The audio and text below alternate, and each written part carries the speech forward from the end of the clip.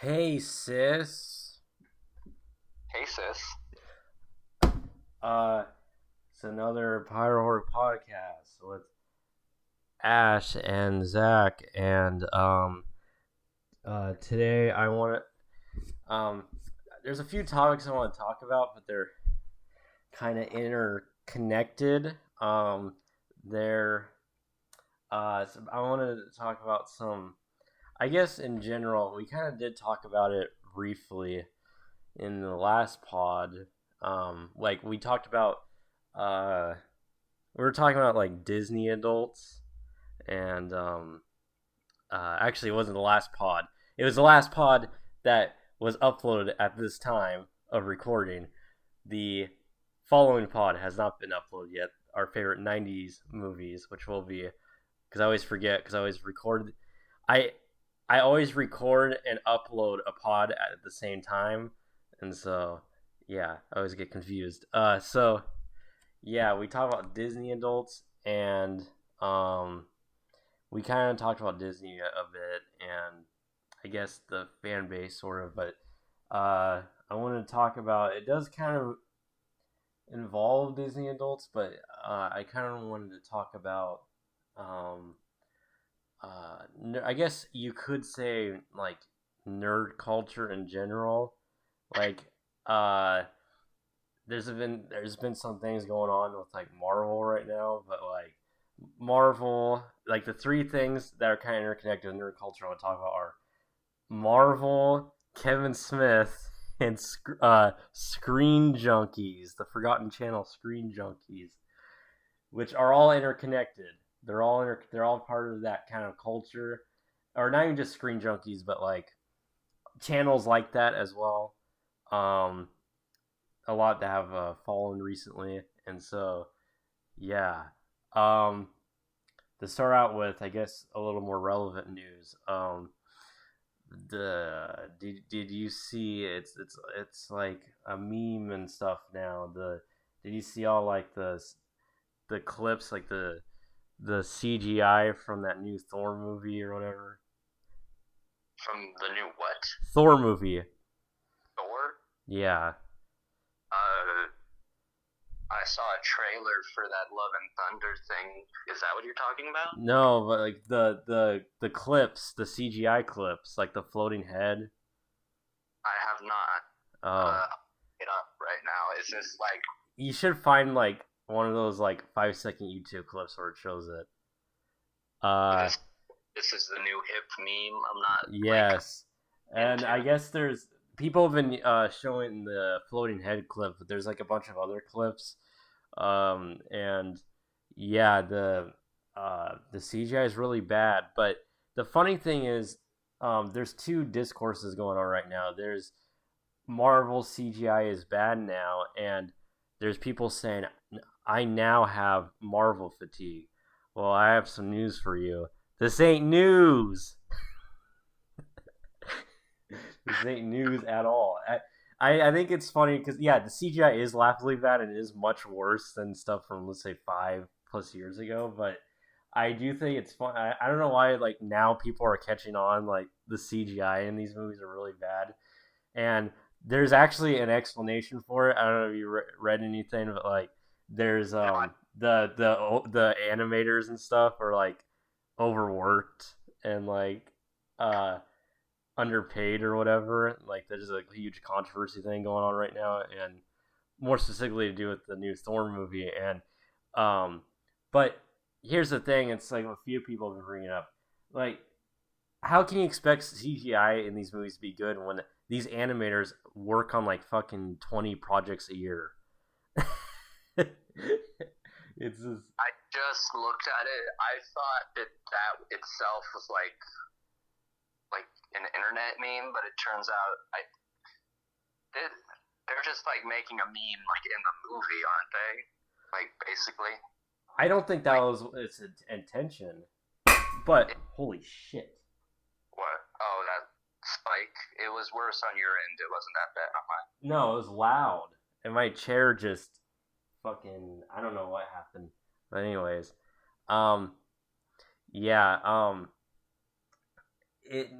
I don't think that was his intention, but yeah, it became a meme, and I think they're like pulling a Morbius now, where they're all like, "Haha, guys, we're all in on the meme." Like Taki Watiti or whatever the fuck his name is all like, "Yeah, like he's like making jokes about like the movie now, like his own movie. Like this is what they do. This is their strategy. Every time like one of these big studio movies like get bad reviews or become memes, they're always like, "Yeah, we're in on the memes too, guys."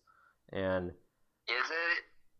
I mean, you're but arguing for incompetence here, but I side with the defense or whatever for like. that they did it on they've been since like not just Morbius, but a few of these movies that have came out, like they're now like doing things on purpose in their movies to like make they're trying to make their movies into memes on purpose for like marketing or whatever.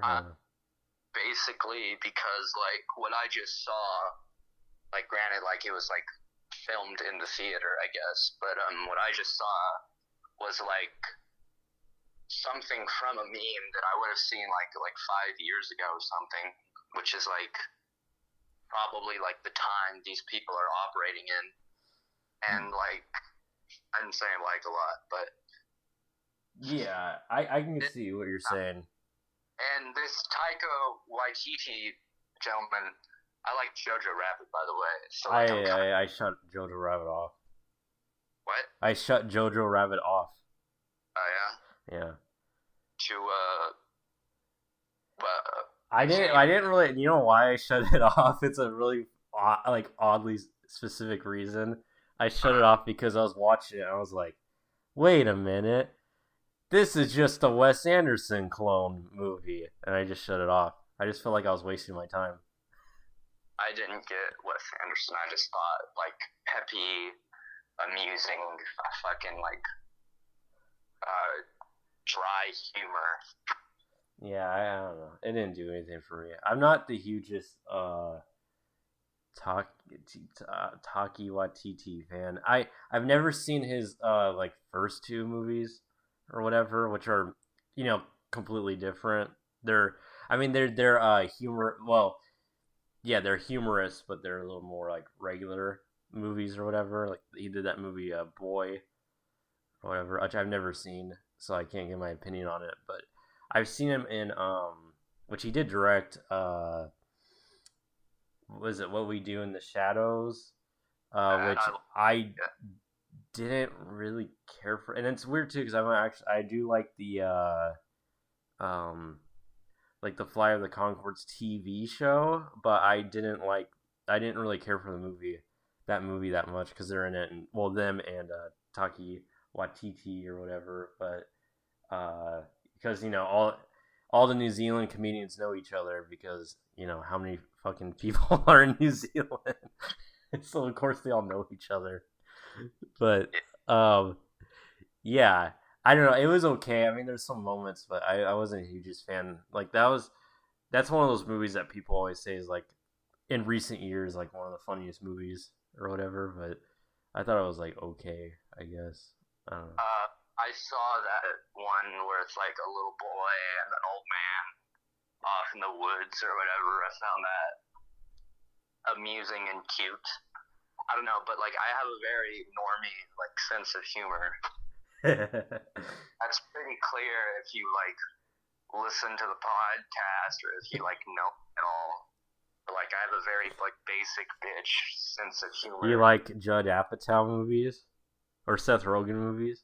No, I don't go that far. But like Seth Rogen movies are definitely like basic bitch humor. But I think Judd Apatow is a little more specific. That's like miserable middle-aged Gen Xer humor. No, I don't like that at all.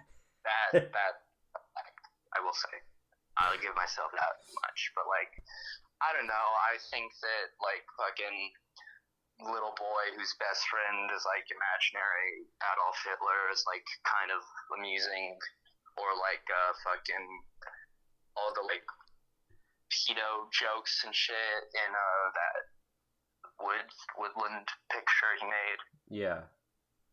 I didn't like Thor Ragnarok. I've never seen that actually. I watched it in theaters because a friend at the time like wanted to see it for his birthday. Yeah. That's the only reason I watched it. But like, I haven't seen.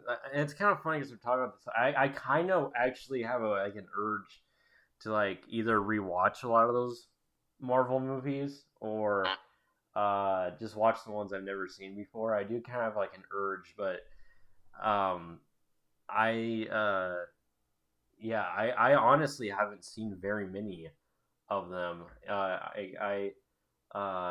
Like I got like I'm such a hipster. I got Marvel fatigue like around like Avengers 2 when Avengers 2 came out. That was when my Marvel fatigue fully kicked in.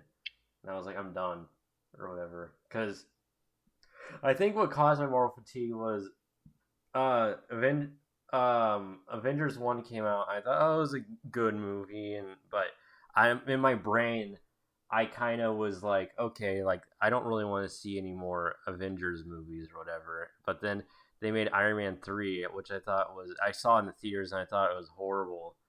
And that's when I noticed like the MCU fans like being a thing like when Iron Man 3 came out because it's I was just like in shock that there's like this many people that like or like really into it. yeah, and it was like almost like cinephile type people were in it too, which baffled me because like I watch these people that review that know their shit and they kind of the way they criticize some movies for like plot hole or like just things that don't make sense or anything, but they're like praising Iron Man 3 and the reason at the time a lot of them probably won't now, but at the time it's because I think they had that Marvel hype still in them. And I when Avengers 2 came, or I don't remember what came after Iron Man 3. I think it was Thor 2, which I didn't watch because I didn't like the first one. And then uh, I did watch it like years later, I think. But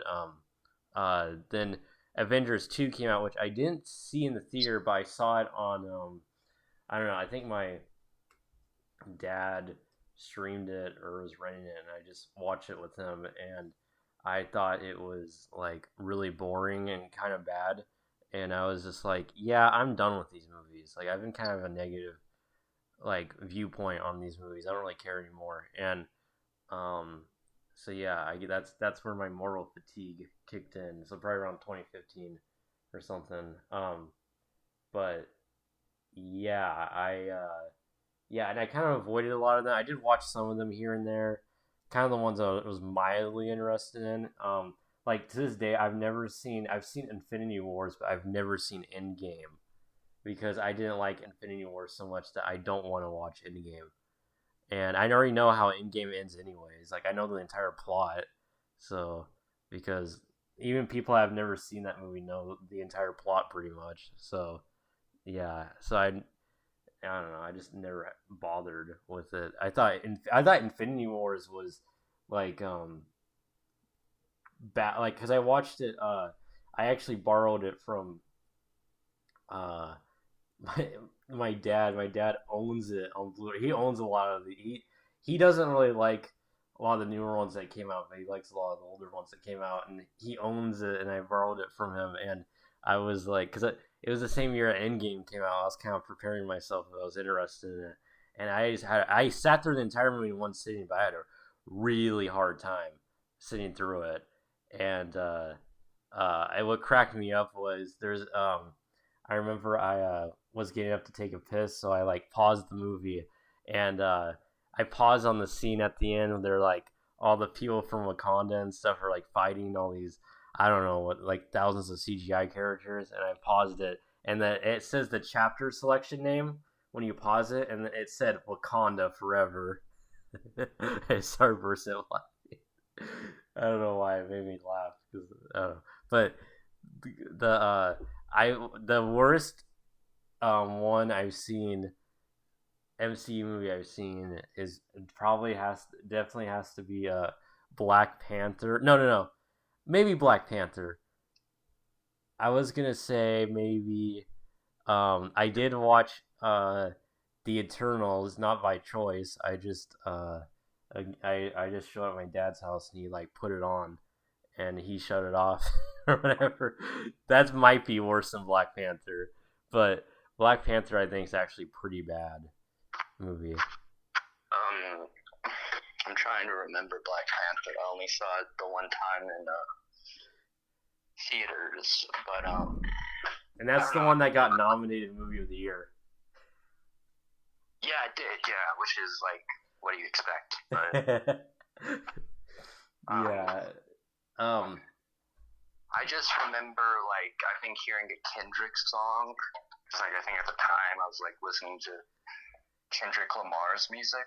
Yeah. And I remember the ending where the villain he is asked by Chadwick Boseman. Is that his name? Yes. Rest in peace. R.I.P. or whatever. Asked by his character, like, I don't want to do the voice. We can get you to a hospital. We can help you. We can save your life. It's easy. Because like they have all the robot technology and shit. And I remember the villain going, no, but promise me one thing. When I die, bury me in the ocean with the men who wouldn't be slaves or whatever. Do you remember that line? I think so. I'm trying to remember. I saw it once, like around the time it came out on Blu-ray. So I don't remember. Right. I don't know. I don't remember. I remember a shitty CGI leopard, or well, I guess a panther, in a fucking tree or something.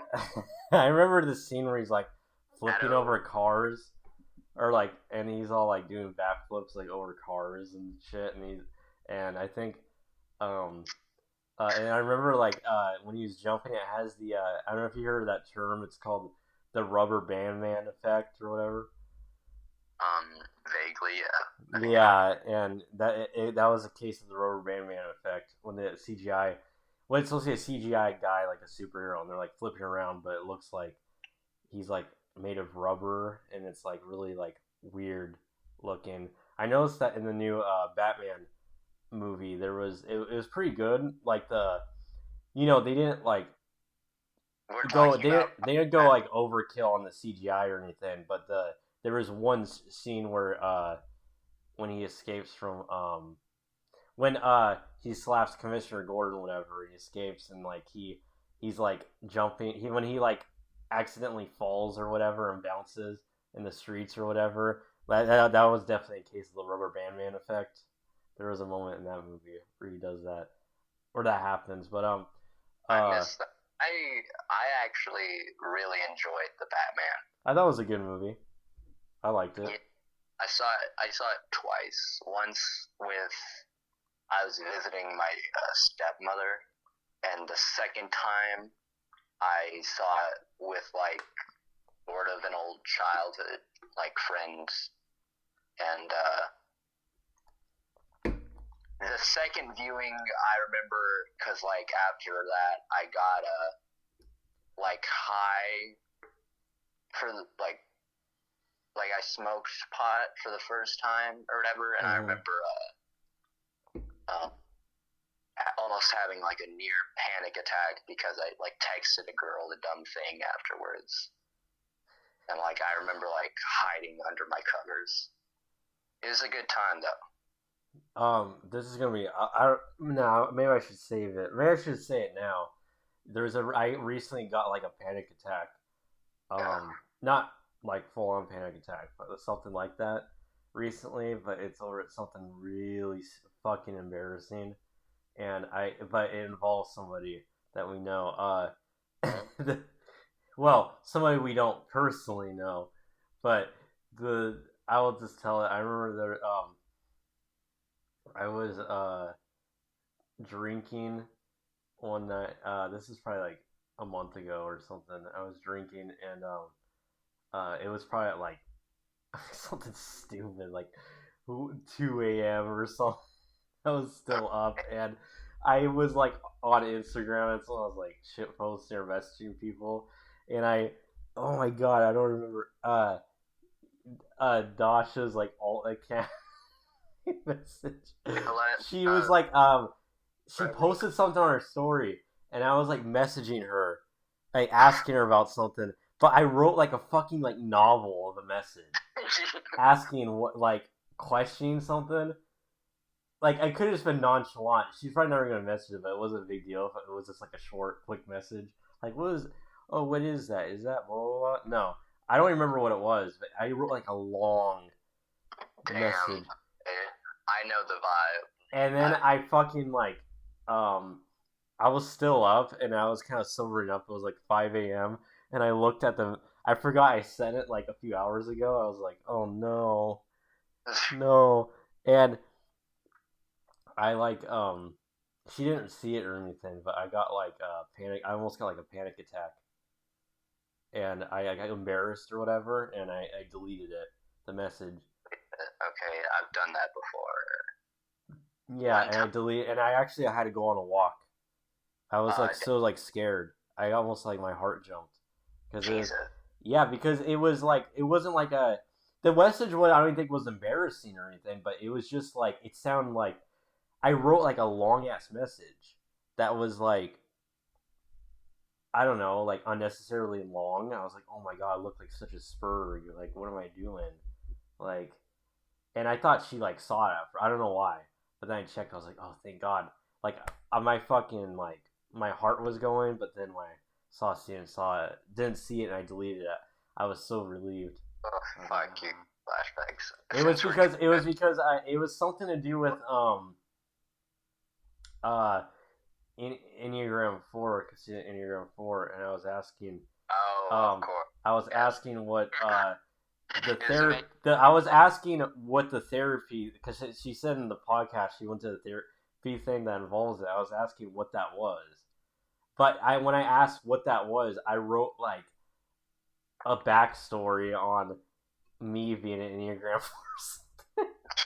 It was so bad. I was like, I should have just stuck with the simple question, what is that called or whatever. But no, I had to like write a fucking backstory and shit. And I was like, yeah, like I don't know. Don't drink at like 2 a.m. and message micro internet celebrities. Long paragraphs. Don't. Fucking, this reminds me, since we're like confessing things right now. Yeah. Oh god, it's almost too much.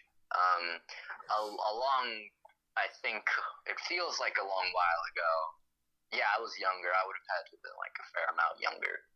But there was this girl who was like I was sort of like friends with or whatever, who I was unfortunately like madly in love with, like a heavy like unrequited love situation.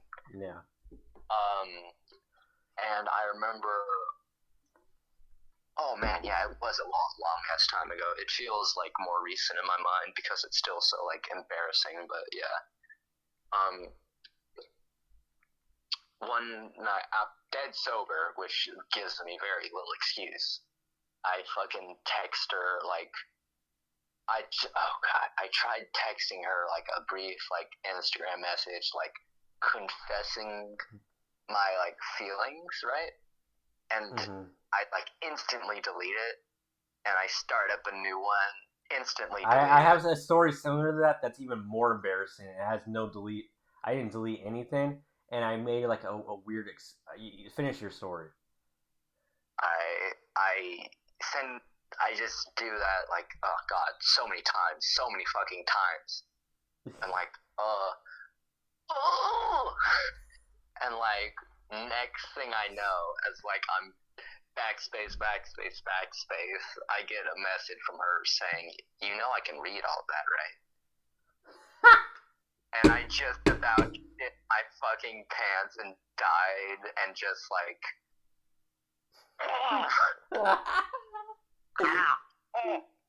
What did she like care or not care? No, it was like fucking oh god. So next I write like, just like at this point, like I feel like maybe I can make it a little funny or whatever, and I say like, oh, you're dreaming. Never mind. Go ahead and wake up now or whatever. And she says, nah, I'm awake. And fucking, then I go, like, I just kind of, like, break down a little. Not break down, but, like, I just, like, give in and say, like, oh, God, I'm so sorry, or whatever. But she was, to her credit, her eternal credit, I will say, very cool about it. It was just like, nah, don't worry about it, you're fine. But later on, when some drama came up, fucking, the drama's pretty gay, but I remember, like, at some point, my friend telling me, like, best friend, her telling me, that Julian, damn, can you delete something? Yeah. I just said a name. I just said the name. Can you edit that out? Yeah. Alright. Whoops.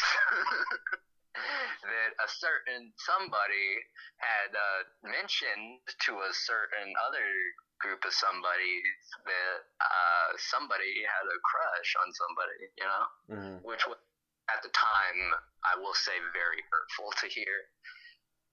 And was actually a point of bonding with another person that we know. So, yeah. I have a probably more embarrassing story, and this story is probably like, if this was ever like a pop or will be a popular clip, this will be like a meme. I remember I was in 9th grade.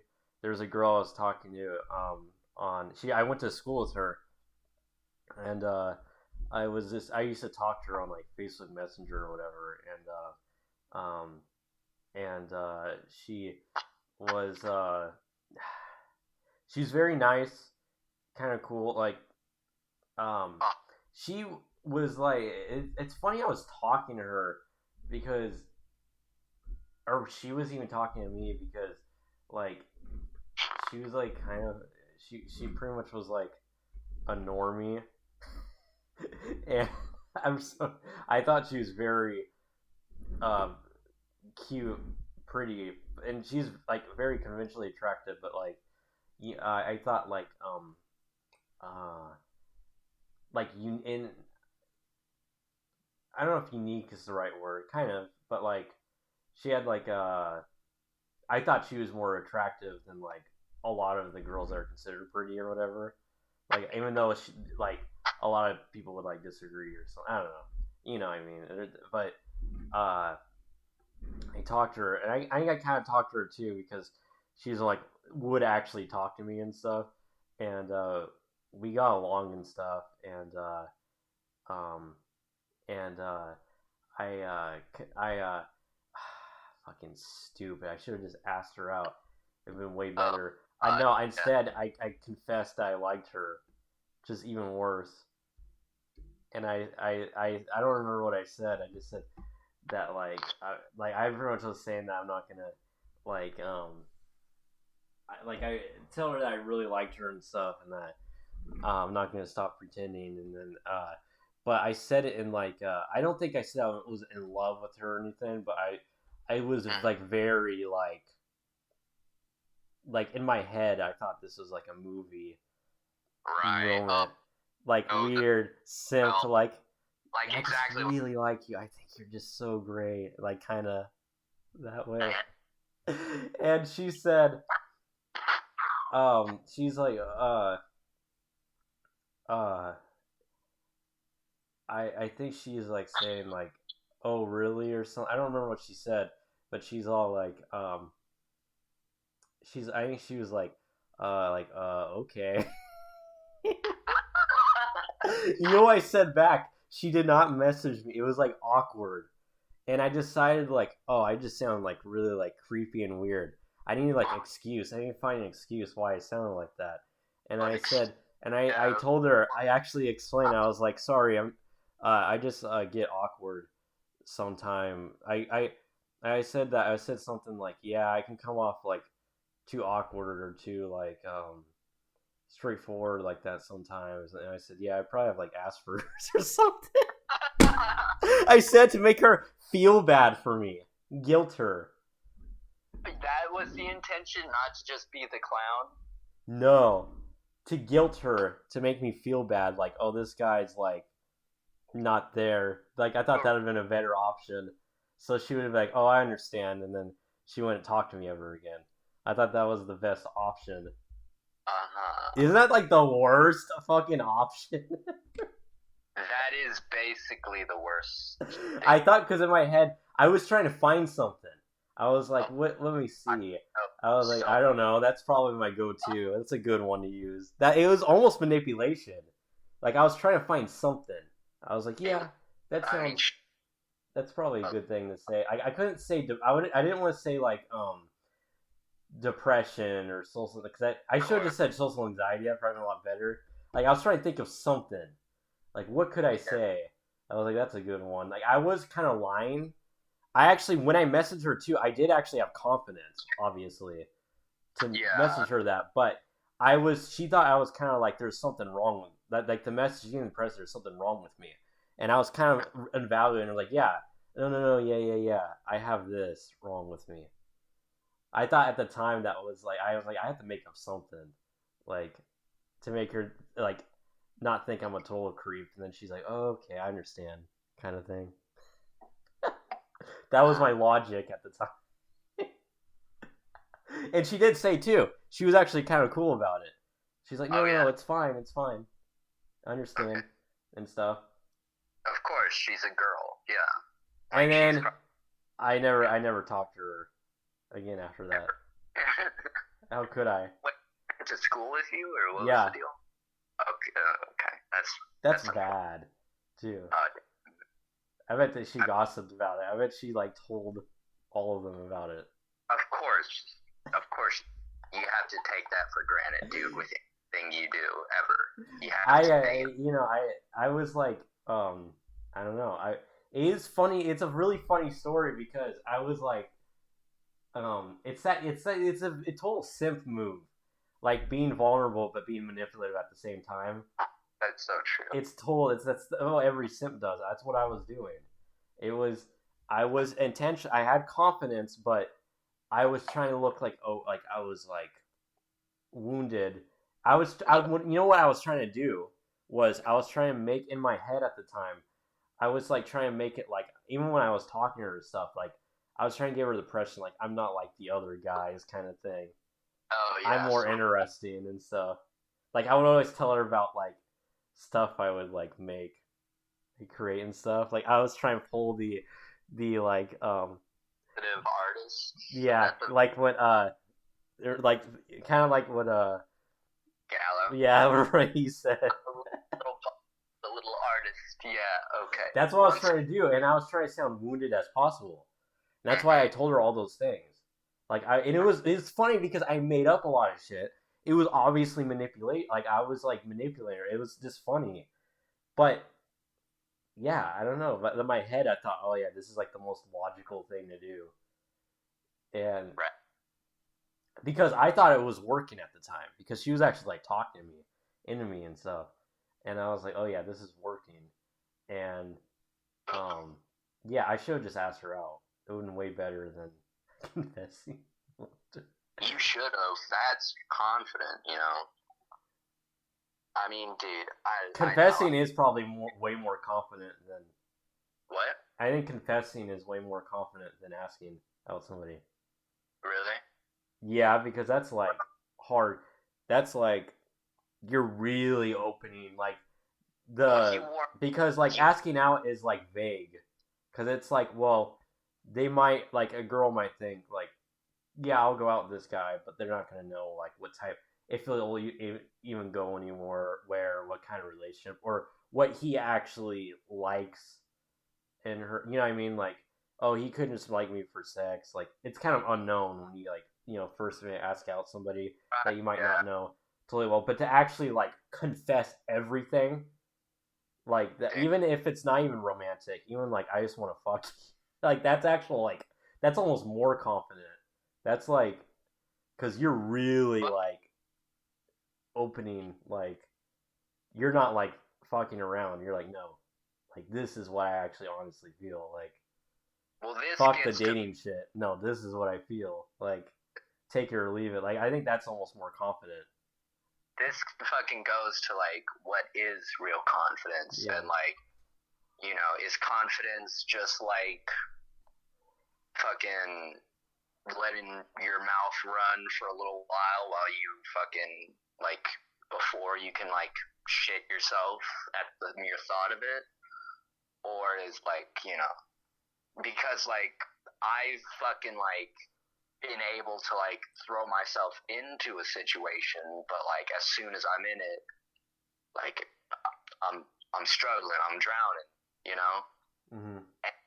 So that has made me wonder, like, was I just confident for a moment and then I lost it, or was I just like having a moment where I wasn't like completely in my own head? But is being out of your own head basically like as good as confidence sometimes? I don't know. Yeah, yeah. In my opinion, that's what it is. I think it is more confident. Like if you, yeah, just like expose. Like, I mean, me personally, I don't. There's a lot of things I don't like expose about myself or tell people because I don't know, like I don't. It's like I mean, like everybody, a lot of people are, most people are like that. Like nobody's gonna like tell everybody their every like thoughts or feelings they have about things or whatever. But the I do think that, yeah, I think like the most confident you can be is like where you just tell, like where you don't care if you like tell about like every thought and feeling you're feeling like in any moment, or like what you feel about somebody, even if it's like really positive, really negative, romantic, sexual, doesn't matter. Like I think that is almost true confidence, because like I think that's what it is. The only reason why people don't go, confessing is not, what the only reason why it's not common is because you're more likely. That's why there it is like all in game. You're more likely to like score with you're more likely to score with someone that where you do actually play the dating game long term and stuff. Like, go out with them, do this and do that. Like you're more likely to have success that way. That's the only reason why people play the dating game. Like confessing a lot of times does not work a lot of times, because it usually doesn't work when um uh like if it's somebody you barely know, like it usually doesn't work. But yeah, that's why you're a better option in my opinion. This is my experience. It's usually the date somebody you barely know you should play the dating game with, but somebody that you've known for a while you should just straight up confess, I think. And if someone that you confess to like totally shits on you, that you were kind of close to, they totally shit on you, then they were never your like friends or anything to begin with, pretty much, in my opinion. Um, because like I think true like friends or people actually like each other, it's not romantic or anything. I think they do like understand and or forgive, or that kind of thing. So uh, yeah, and that's the thing too that simps have to understand. Like, if somebody like rejects you, like that's actually a good thing. Like, you don't want that person. They obviously don't like you for who you are. So, like, why would you want to date someone that does not like you for who you are? Like, I don't know. Like, you know what I mean? So, yeah, that's how you have to look at it too. People get too caught up with the one. She's the one, and that's not good, because a lot of times that one is probably more likely than not is not the one. And so yeah, um and two, like there's all these goofy videos, like there's all this like manosphere shit, and like what's it like? Looks maxing, money maxing, and all this shit. Here's the. I'm gonna tell you something that there is no formula. There's nothing. I'm gonna tell you how you succeed. The way you succeed is you just simply have to talk to women that you're interested in and see where it goes. And you have to be okay with rejection. That's literally it. There is no fucking math formula to dating. That is it. There's nothing else. That is it. There's nobody gives a the cute girl that you talk to here and there at the fucking Target does not give a fuck that you grind from 2 a.m. to like 7 a.m. every day, and you drink green juices, and you are like into cryptocurrency. They do not give a shit because they don't know that. You never told them that. If you never told them that, that is. They don't care. You literally all you have to do is develop some sort of relationship. It doesn't have to be like intense or romantic or anything like that.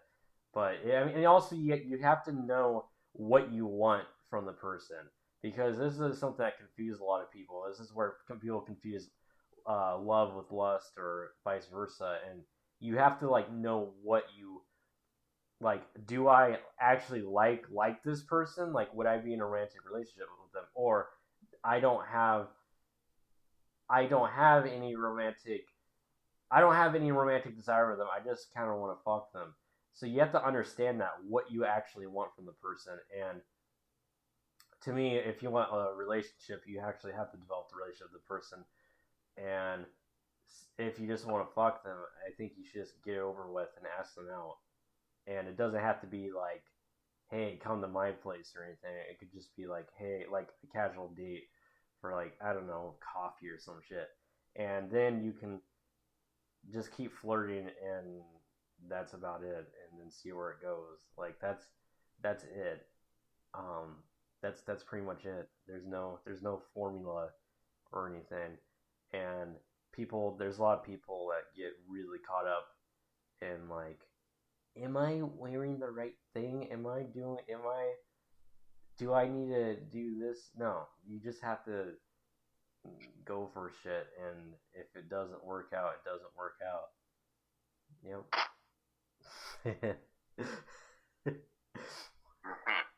Yeah.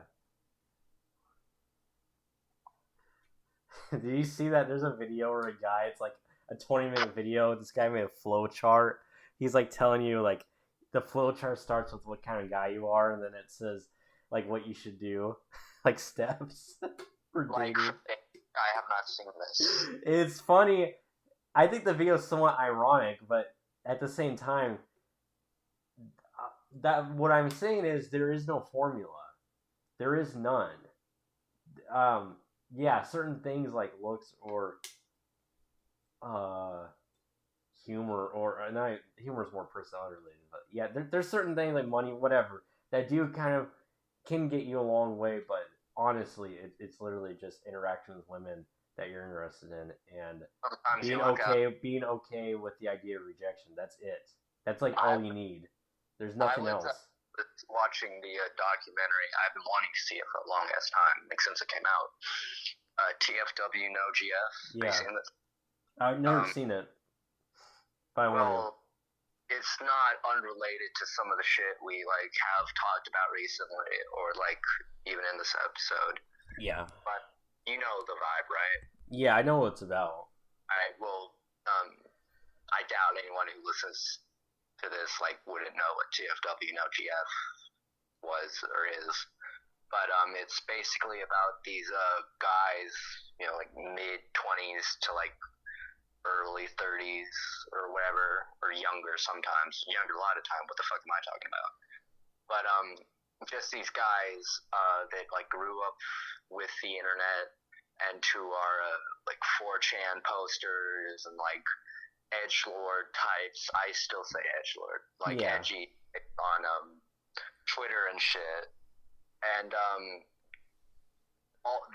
it's basically about their lives and how they feel alone cast out by society or whatever. But watching this, I noticed just how like well they understood like social interaction, and like Yeah. this guy Cantbot, who has some like internet fame, quote unquote, or whatever, on like Twitter and shit.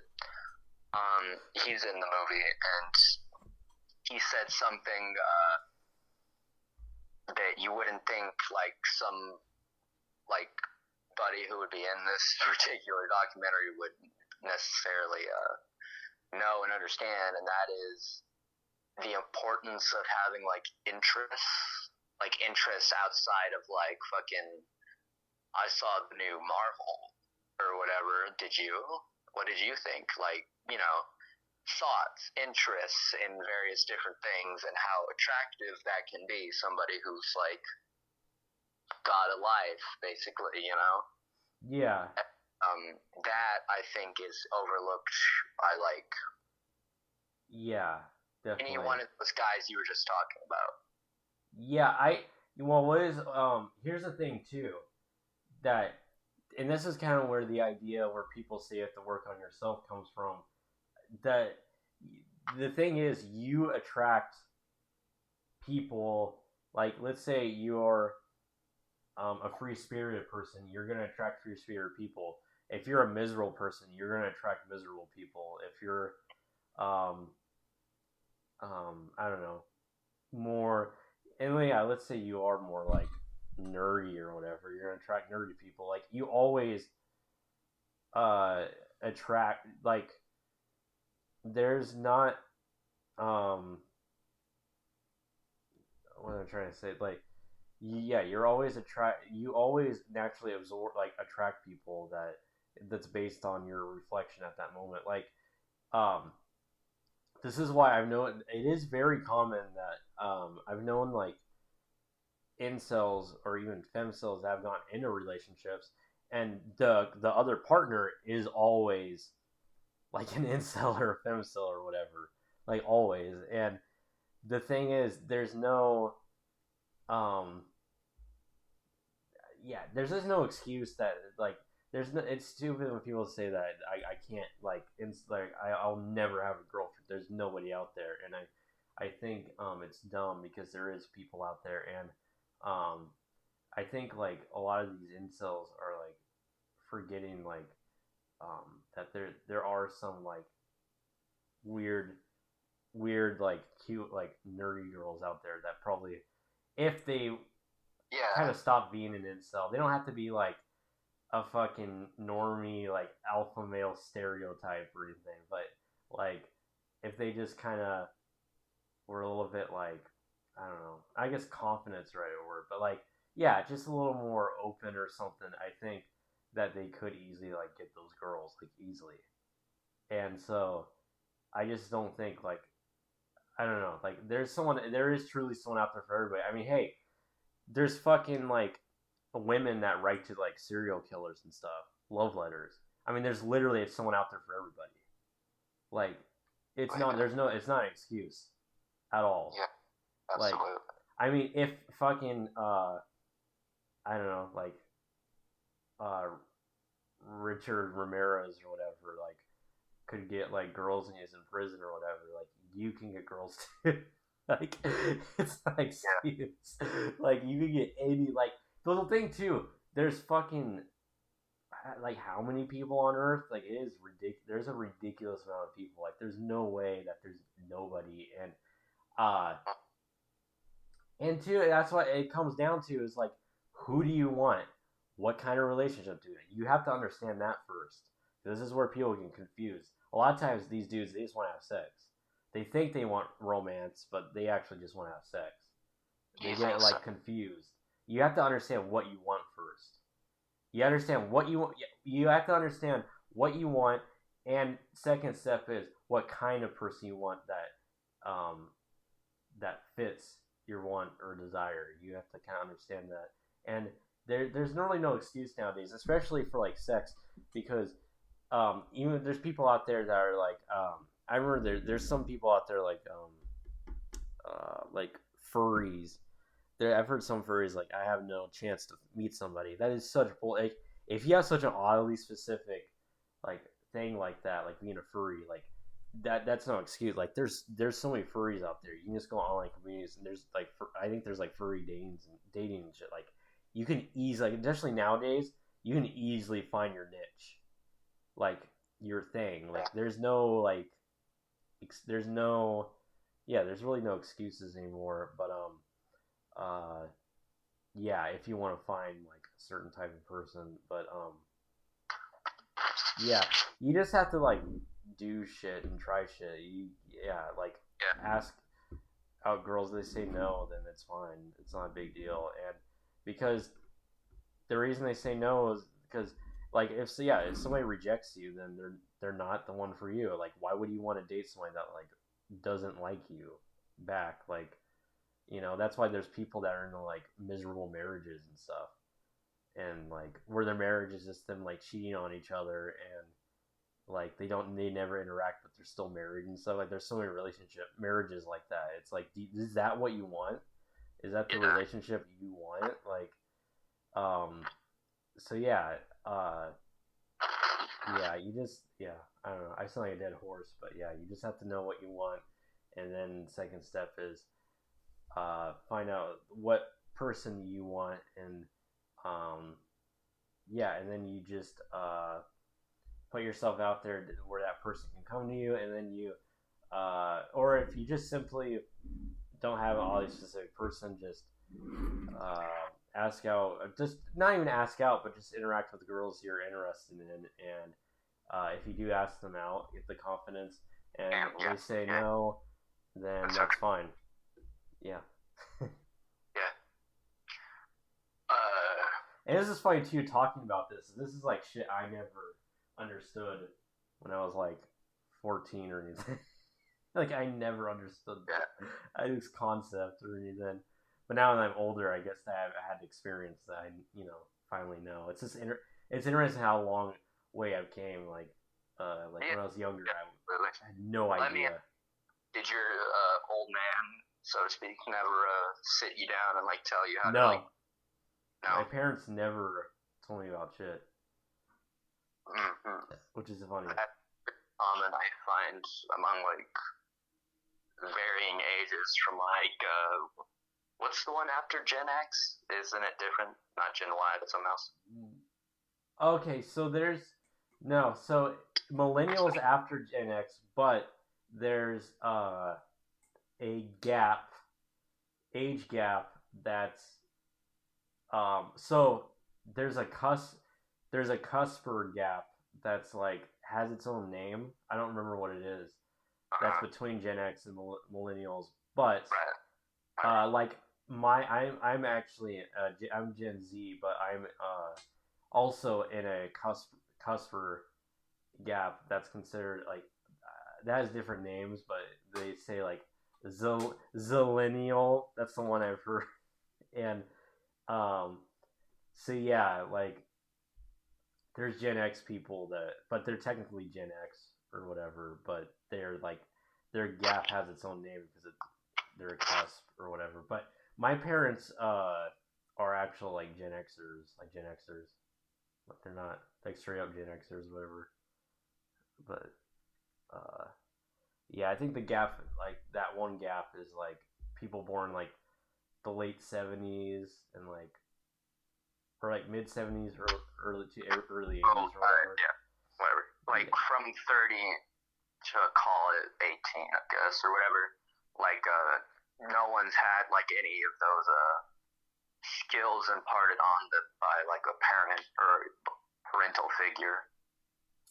Just mild that I've noticed. Huh. I don't know about that. My parents were just always like I'm not gonna try shit. I'm not shit talking my parents, but like I am kind of shit talking my parents. My parents are very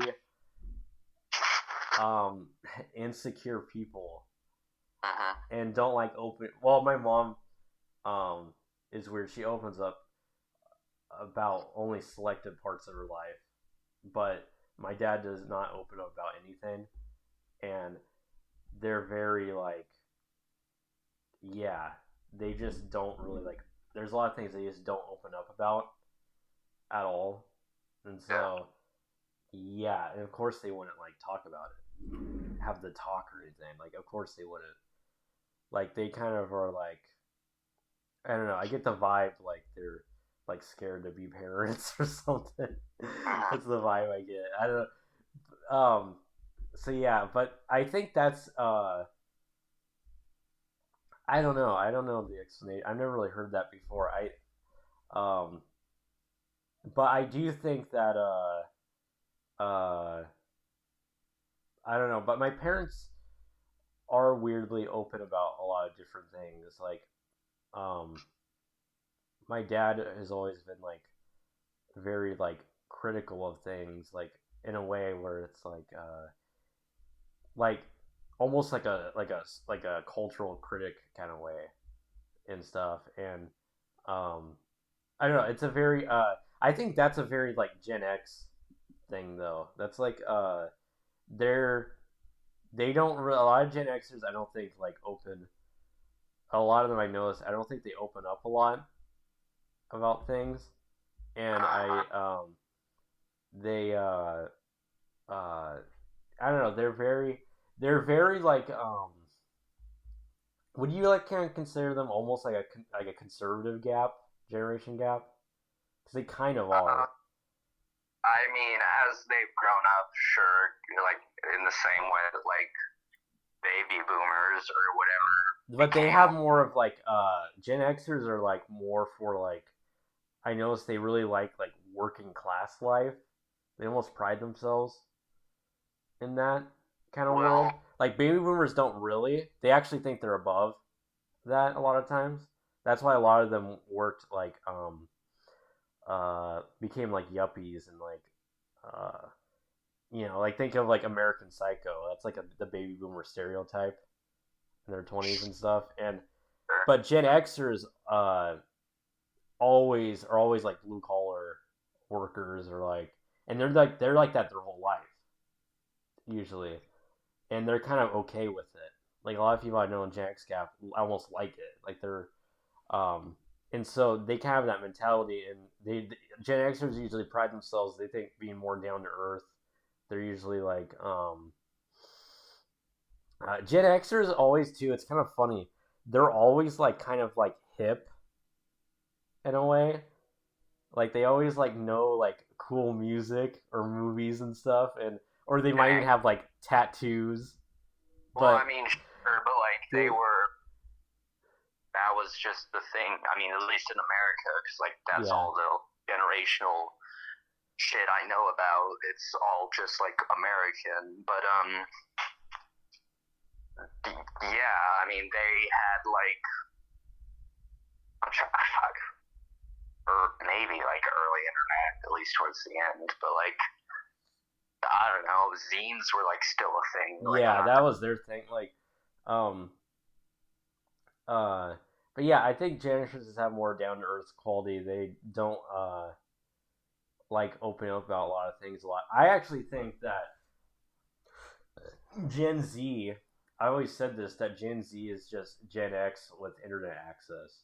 Like if Gen X had internet access back then, they would just be pretty much the same as Zoomers. And I think that Zoomers and Gen Xers are different from Millennials. I think there is a lot of differences with them. I think that Gen Xers and Zoomers have this kind of uh like um yeah, like I read something. There's like actually a study. They kind of studied like certain personality traits and stuff, and they said that millennials are like the generation gap that likes opening up about things more, and then Gen X and they say Gen Z is a little more closed off, kind of, or like but I kind of disagree with that. I think Gen Z is actually pretty open about things, but they kind of actually said that Gen Z has a lot of like they're saying that a lot of similarities with Gen X, and that well the theory is too because a lot of people in Gen Z were raised by Gen Xers and stuff, so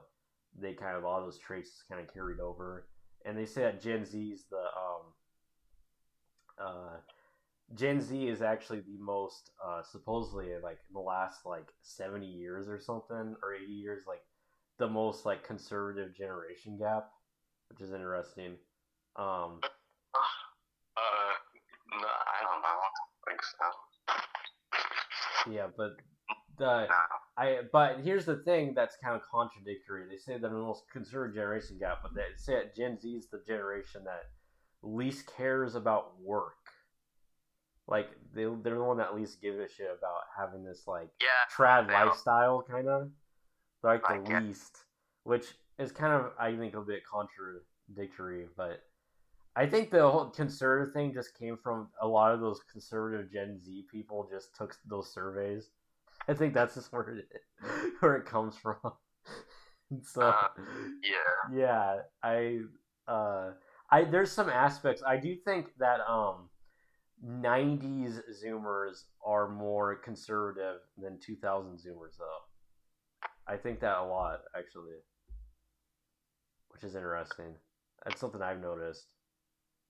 That Zoomers are I more lefty or more born in the 2000s than the ones in the 90s or whatever. Whenever I think about like generation gaps, my mind goes to the movie American Beauty. Yeah. I don't well, I guess I know why. Because like generational gaps are sort of a theme in that movie. I don't know.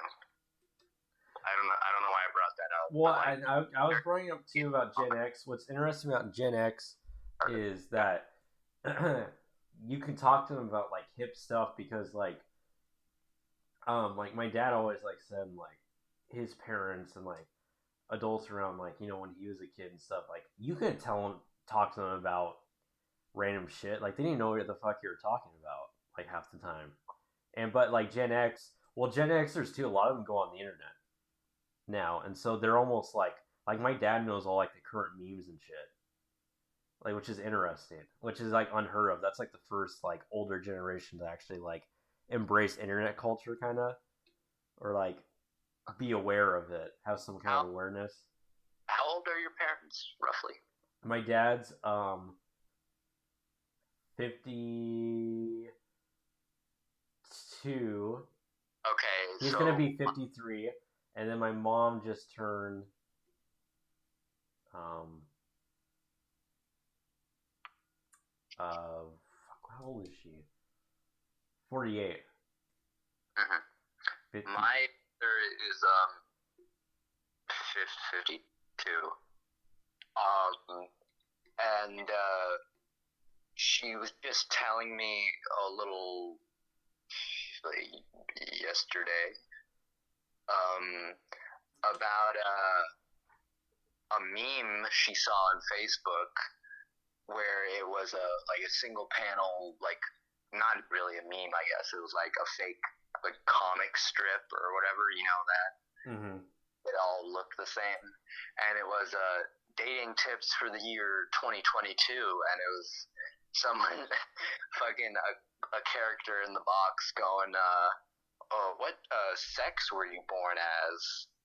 And like she just thought this was an uproariously funny meme. Oh, I showed you the memes that my dad sends me.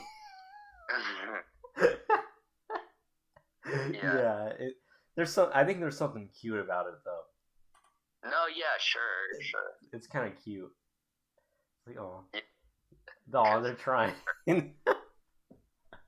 I mean, it's always cute, basically, to someone who's like well versed in a particular world when like any older person who, especially if you view them as some sort of a authority figure, like comes into it with their own in their own way. Basically, it's nice to see. Yeah. Yeah. I'm drinking a Diet Coke, by the way. I figured. I'm not drinking it. I'm drinking Juice. what flavor is it? It's no, it's peace tea. It is the blue one. Blue What raspberries. are you talking about? Peace tea. What? It's called peace tea.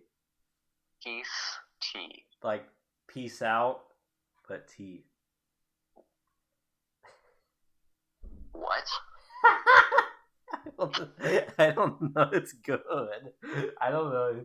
It's just a tea brand. I don't know. I drink a lot of teas, different various teas, and but my favorite tea is Arizona. But I get peace teas here and there. What? I didn't. No, I said I'm drinking a Diet Coke. I didn't say I'm drinking tea. No, I said I'm drinking tea. Oh fuck. Okay, I missed I'm that. just telling you what I'm drinking. I thought you said you're drinking peace tea, and I was like, I don't get the joke. No, what I'm drinking right now is called peace tea. And Okay. it's blue. It's the blue kind. I don't know. Oh, the blue kind, of course. Do you know what it is? I do not. Okay. I drink a lot of tea. It's my alternative to other caffeinated drinks. But the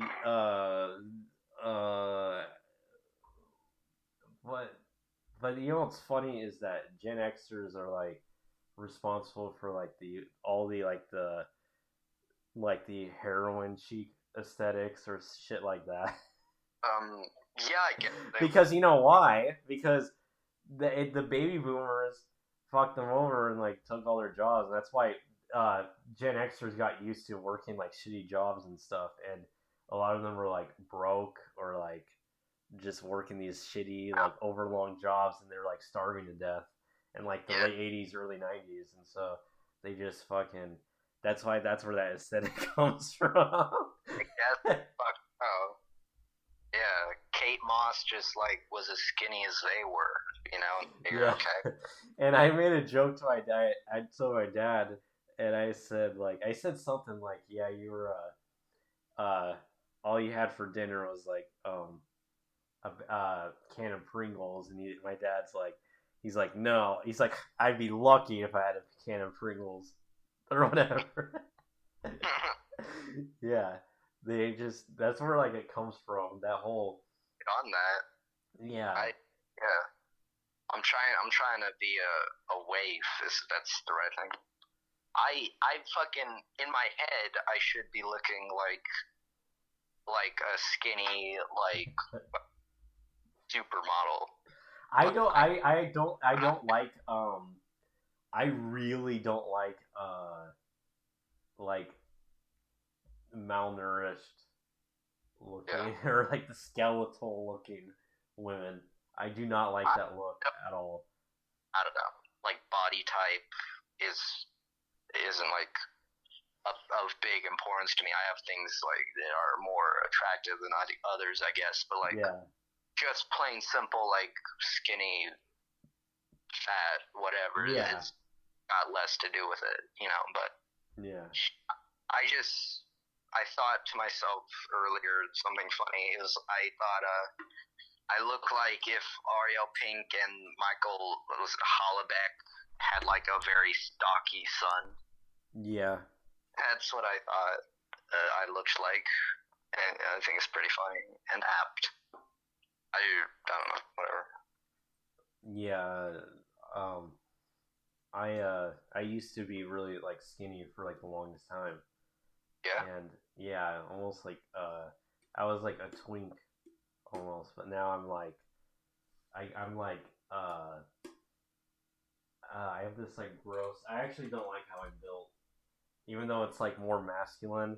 It's like fucking like I don't know, like it's like I'm like a fucking like I'm not stocky, but I'm like my shoulders are like broad. Like I don't know, I'm very broad. So like I'm like I'm like full on like actually even when I've gotten older, like my greaseball looks are like more apparent, like prominent, and yeah, I'm like built like just a little like grease like broad shoulder greaseball. Like I should like start wearing like what are those like the onesie like the I can't think right now. The overall not overalls. What do those Italian guys wear? The one piece. I can't think right now, dude. Why can I not think? Jumpsuits, and like order like a hot dog from like a hot dog stand. Like that's my look. I'm like almost developing that look. Yeah. Okay. Yeah. I think I should like be walking wearing a jumpsuit and walk around eating a hot dog. I'm slowly like that's why I'm trying to lose weight, but I can gain weight really fast now because I'm getting older. But I can get really fat and like develop that look easily. You could develop that look. You could develop the fuck out of it. I think we're on like the same there where we don't necessarily like we feel stocky. Yeah. Yeah. I don't know. Yeah. It's like bad. I don't know, like because I'm a manlet, so it's like I don't know, like it's something about it like bothers me. It's like goofy. Like I don't like how I look in like suits. Really? I feel goofy. I look goofy or out of place. Feel like a little boy? Yeah. Yeah, okay. I don't like it. I do look good like in some like nice dress shirts and stuff, but I don't look good like in suits. If I'm all done up, I look weird. And I just have like a boyish face too, and so well, you haven't been like properly fitted for a suit, like measured out and everything? Yeah. Oh, okay. I just still look weird. Like I don't know, like I just look like a little boy or something. Yeah. Like it's really odd. And you know what's weird too is there's like I posted a picture like where I was at my dad's wedding, the suit on and on Facebook, and there's actually some girls on there like, wow, you actually look really good. Like they're like impressed. I guess there's women that like my suit look, but I think I look weird and out of place. Well, I mean, whatever. Yeah, whatever. And so I always that's why I always have long hair. I've had more long hair than I had short hair in my life, and I just pull off like the like hippie like Charles Manson vibe look more than anything. It just fits me better than anything else. I don't know what the fuck my vibe is, but like I just pull it. I don't know. It just fits me more. I think. Mm-hmm. Yeah. But I think manlets pull that vibe off better. They're more better suited for that vibe than like. Yeah, the crazy guy, because like all crazy guys as a whole are manlets usually. Yeah.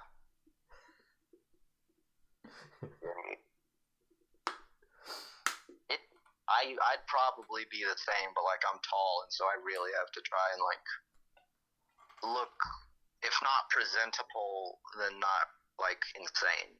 Yeah. You know?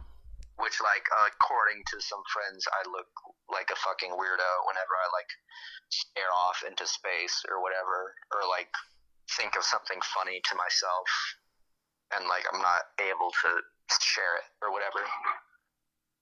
But like also I have blue eyes, and apparently that looks fucking insane to fucking people or something. Have you heard this? That like apparently people with blue eyes like open their eyes wide or something. I don't even know what the fuck. I know. I can see that. Oh, great. Well, I got a shit eye on. Yeah, people with brown eyes are full of shit. What? You know that people with brown eyes are full of shit? Damn. No fucking kidding. All of you. You're all haters. You're jealous. Yeah. My beautiful blue. Honestly, though, my eyes, like, for the longest time in my life, have, like, been, like, my only point of like pride in a physical sense, because I've always just looked like an inbred like fucking Irish weirdo. But like my eyes have always been like very like pretty, and so you know, like to the point where like I'd bring up like, hey, what do you think of my eyes? Sometimes. What this is gonna be a random question, but it does relate to physical traits. What what hair color did you have? Like a different hair color when you were like a little kid or something?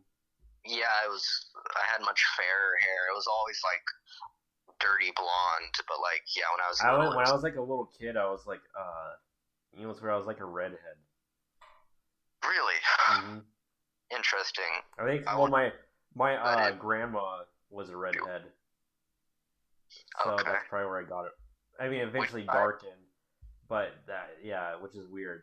If you see pictures of me when I was like 2 or 3 or something, like I don't think Which like three. Three I did have like it was dark, but it was a bit lighter hair. But the yeah, like it was like I had like red hair. It's kind of on what weird. side? On what Out of side? personal curiosity, yes. Oh my, like what grandma had red hair? Yeah. Oh, my mom's mom. Okay. Yeah. All right. Yeah, Huh. yeah, it's weird. Uh, Actually, my sister had red hair too. She's a brunette. Well, she had red hair as well, like the same age. Oh She was, shit! I just remembered one time I was at like a sort of a pool party slash camp out, and some dude. This was when I was young and like spending the weekend with my father, who was a devout Christian and recovering drug addict. At the time, a recovering drug addict, and I was out there or whatever, and like some like friend of his, like a younger guy, like 24, 25 or something, like saw my eyes and went like, "Whoa, dude!"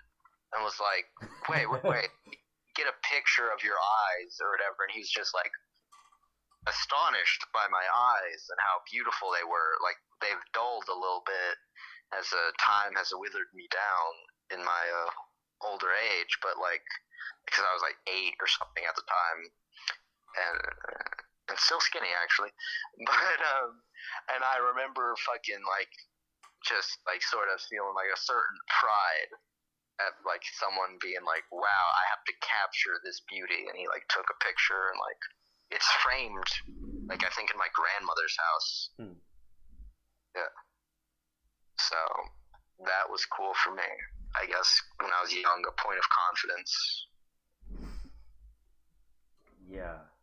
Uh, I don't know if uh,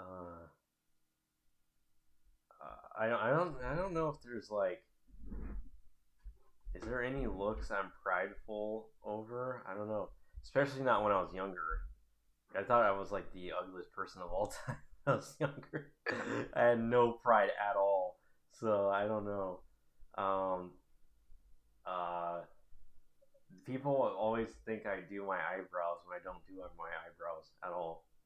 You don't like your No, brows. I do. I guess they're good. I do You think they're better than a lot of people's. I don't know. They're just like you have very a thick. whole like look to you at this point in your life that like it like works in the same way that like I don't know what like it's just a very complete like it's very in place in the right sort of way. Does that make sense at all? Maybe I don't know. I don't know. I sound like a robot like saying this, but like yeah, it's like unique and handsome. You're a handsome guy, dude. Don't even fucking whatever. Or well, I guess this is like when you were younger. When did you grow out of thinking you were like the Well, ugliest I think person? even if I look back, I think I was ugly a lot of times. Like there's a lot of moments like, wow, I looked fucking gross. Well, I mean, whatever. You were like a kid, like you Well, hadn't especially grown. the puberty phase, which nobody really looks. Everybody looks gross in that phase. Oh, everyone, yeah, certainly. When I grew out of it, oh god, Yesterday. probably, oh god, even like after I got my first girlfriend, oh my Yeah. god, probably like, dude, probably uh 2018. Okay. That was the first time I was probably like turning like 20 or whatever. That was like Mm-hmm. the last. That was the start, I think, where it started. Yeah. Yeah. I don't know if I ever thought I was ugly per se. Well, I mean, I'm sure I did at times, but I guess if I ever considered my looks, I would just say I was like a fucking mediocre, like average is what I would say. I would say I was average, which is more or less what I still think. I think I just look like I think I just look like there's something that does bother me. I think I look like the default like Mediterranean person. Like if there's just like a default setting, that's Yeah, just me. sure, I get that. Yeah. That's it. Like it. There I actually posted a picture of myself in the phenotype subreddit, and I got all these like crazy responses. People guessing what I was or whatever, and they're like all wrong, but it was pretty crazy. Yeah. So people said like Syrian, Egypt. Someone said Syrian or Egyptian, and then the one Really? person said Algerian, which I guess is not a bad guess. But the somebody said I looked Armenian. You do look kind of Armenian. You look Yeah. well. I mean, I am part Iranian. What? I am part Iranian. Yeah. Which I actually think I look more Iranian than Armenian. But I don't know. Do you disagree? I mean, I don't know. I feel like Armenian people have well, I don't even have that much Iranian in me. I don't even remember that. Like my mom has a little bit because from her dad's side, her dad that she never knew or whatever, and they always said that her dad, um, I've never seen pictures of him, but she said that they always said that he didn't look like he looked like he was like something. They never knew like what. I guess it was Iranian. I guess that's what he was. But yeah. I think I probably look more Iranian. My mom actually looks kind of Iranian. I could see that in her, but I think I look kind of more. Armenian people I've noticed. I think they have more like they have like longer faces a lot of times, or like their features are a lot more like longer.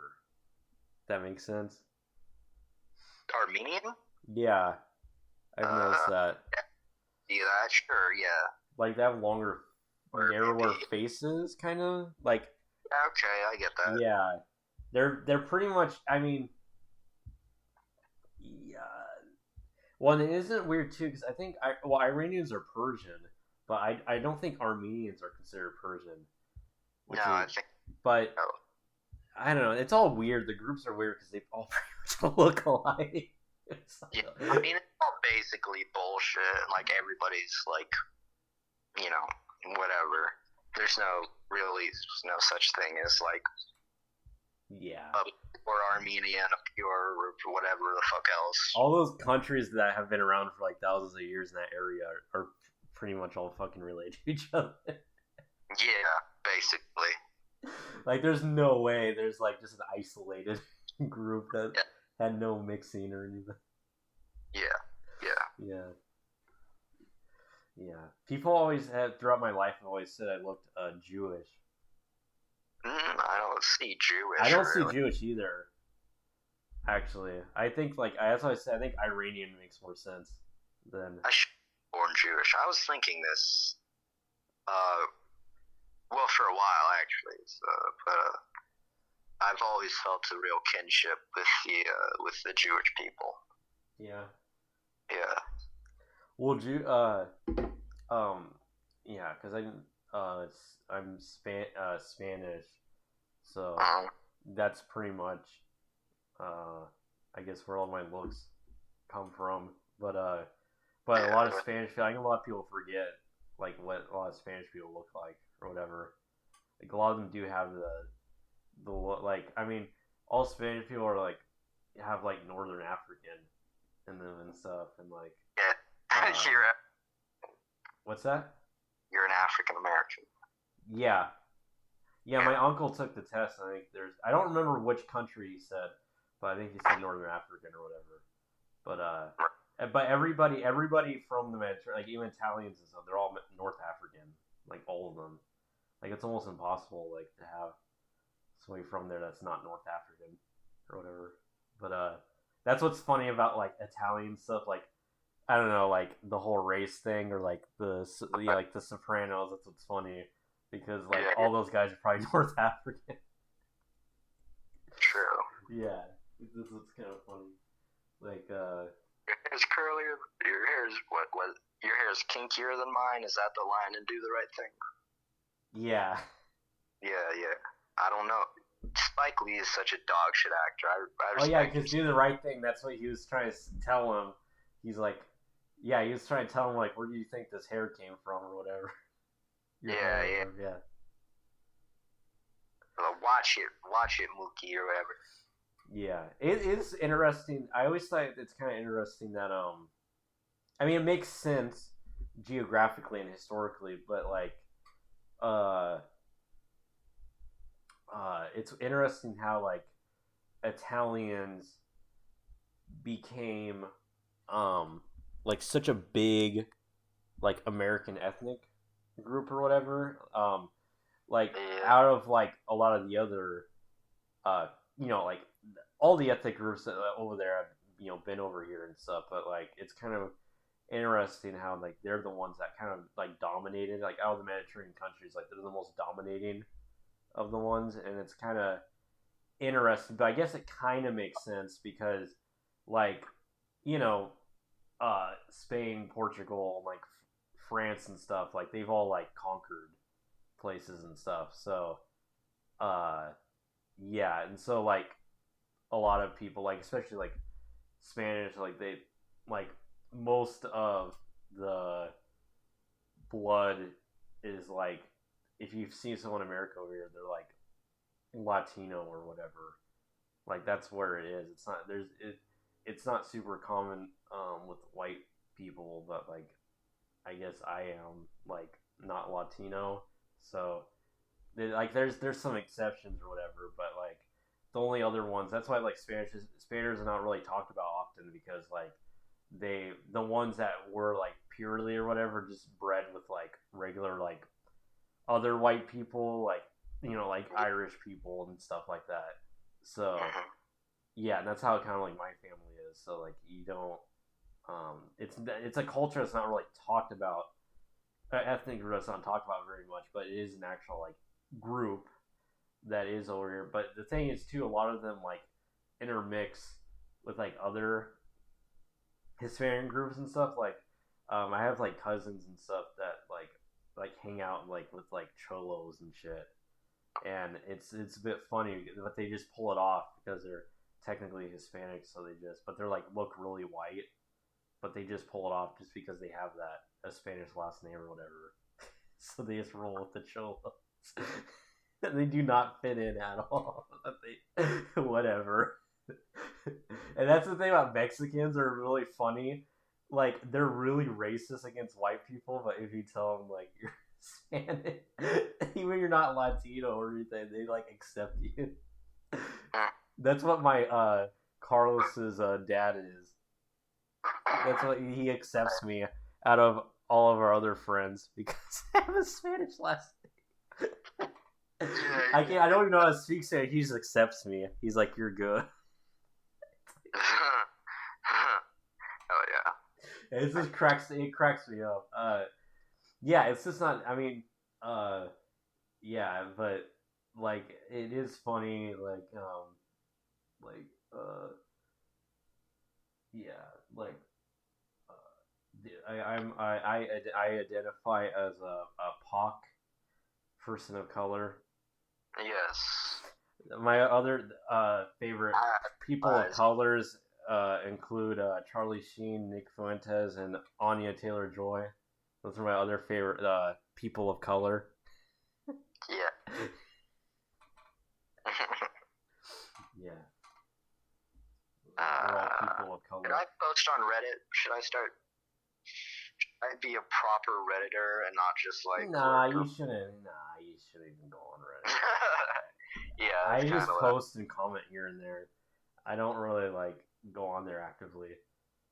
I think I posted. I've been active today for whatever reason, but I mean, I don't know. I don't know. Like, what do I follow? I follow Red Scare for Cishet, and then I follow. Or I suppose am I supposed to say like the r/part while I say these things? no, Is you that don't like? have to.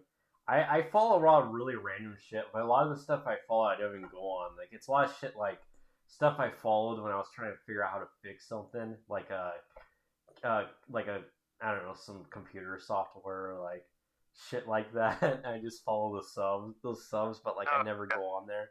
And then I do follow like the attractive older women like celebrity sub, where it's just pictures of like someone like Selma Hayek 47, and it'll just show a picture of her or whatever. I follow that one. Yo, I know that. I kind of know that one. Yeah. No, everything I fucking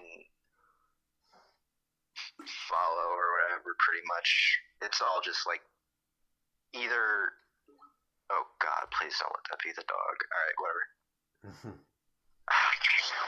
Why I say this? Fine. All right, it's either just degeneracy, basically, which is when going into it, I thought that's basically what Reddit was or whatever. I haven't followed a lot of that shit. I think there might be a couple that are floating around in my follows, but yeah. What's going on? Oh, wait, hang on a minute.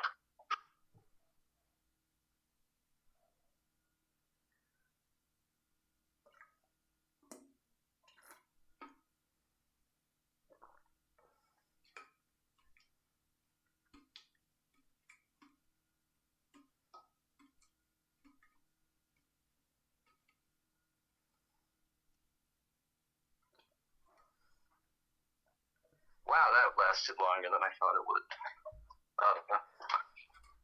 What the fuck was I saying? The dog is fine. You were talking about following degenerate subreddits? Yeah, it's all either just total degeneracy or it's like fucking, I don't know, some dumbass fucking like r/Vincent Gallo I follow. I'm banned from there. How'd you? Oh, because you were just trolling? No! No? I'm fucking banned because I said Vincent Gallo's red pilled. I'm not making this up. It's the moderator banned me from there because I guess they're like a lefty or something, and they're like banned me. They didn't tell me why or anything. I'm fucking assuming it's because I said it was right after I left that comment about him being red pilled, and I believe for a fact that it has to just do with that. And they're like, oh, he's like a Trump guy, or like they thought I was some Trump guy or something. And they banned me. I have some weird personal bias. Yeah. Yeah. Okay. It's the only subreddit. That's not true. It's one of the only subreddits I've ever been banned from. Like the only one. I am banned from. I think I'm still banned from this the regular Cinemasker subreddit, because like I posted shit in the Cinemasker Truth one, so the guy from the original subreddit banned me, and he banned everybody from there that were like either making fun of Cinemasker or something. So yeah.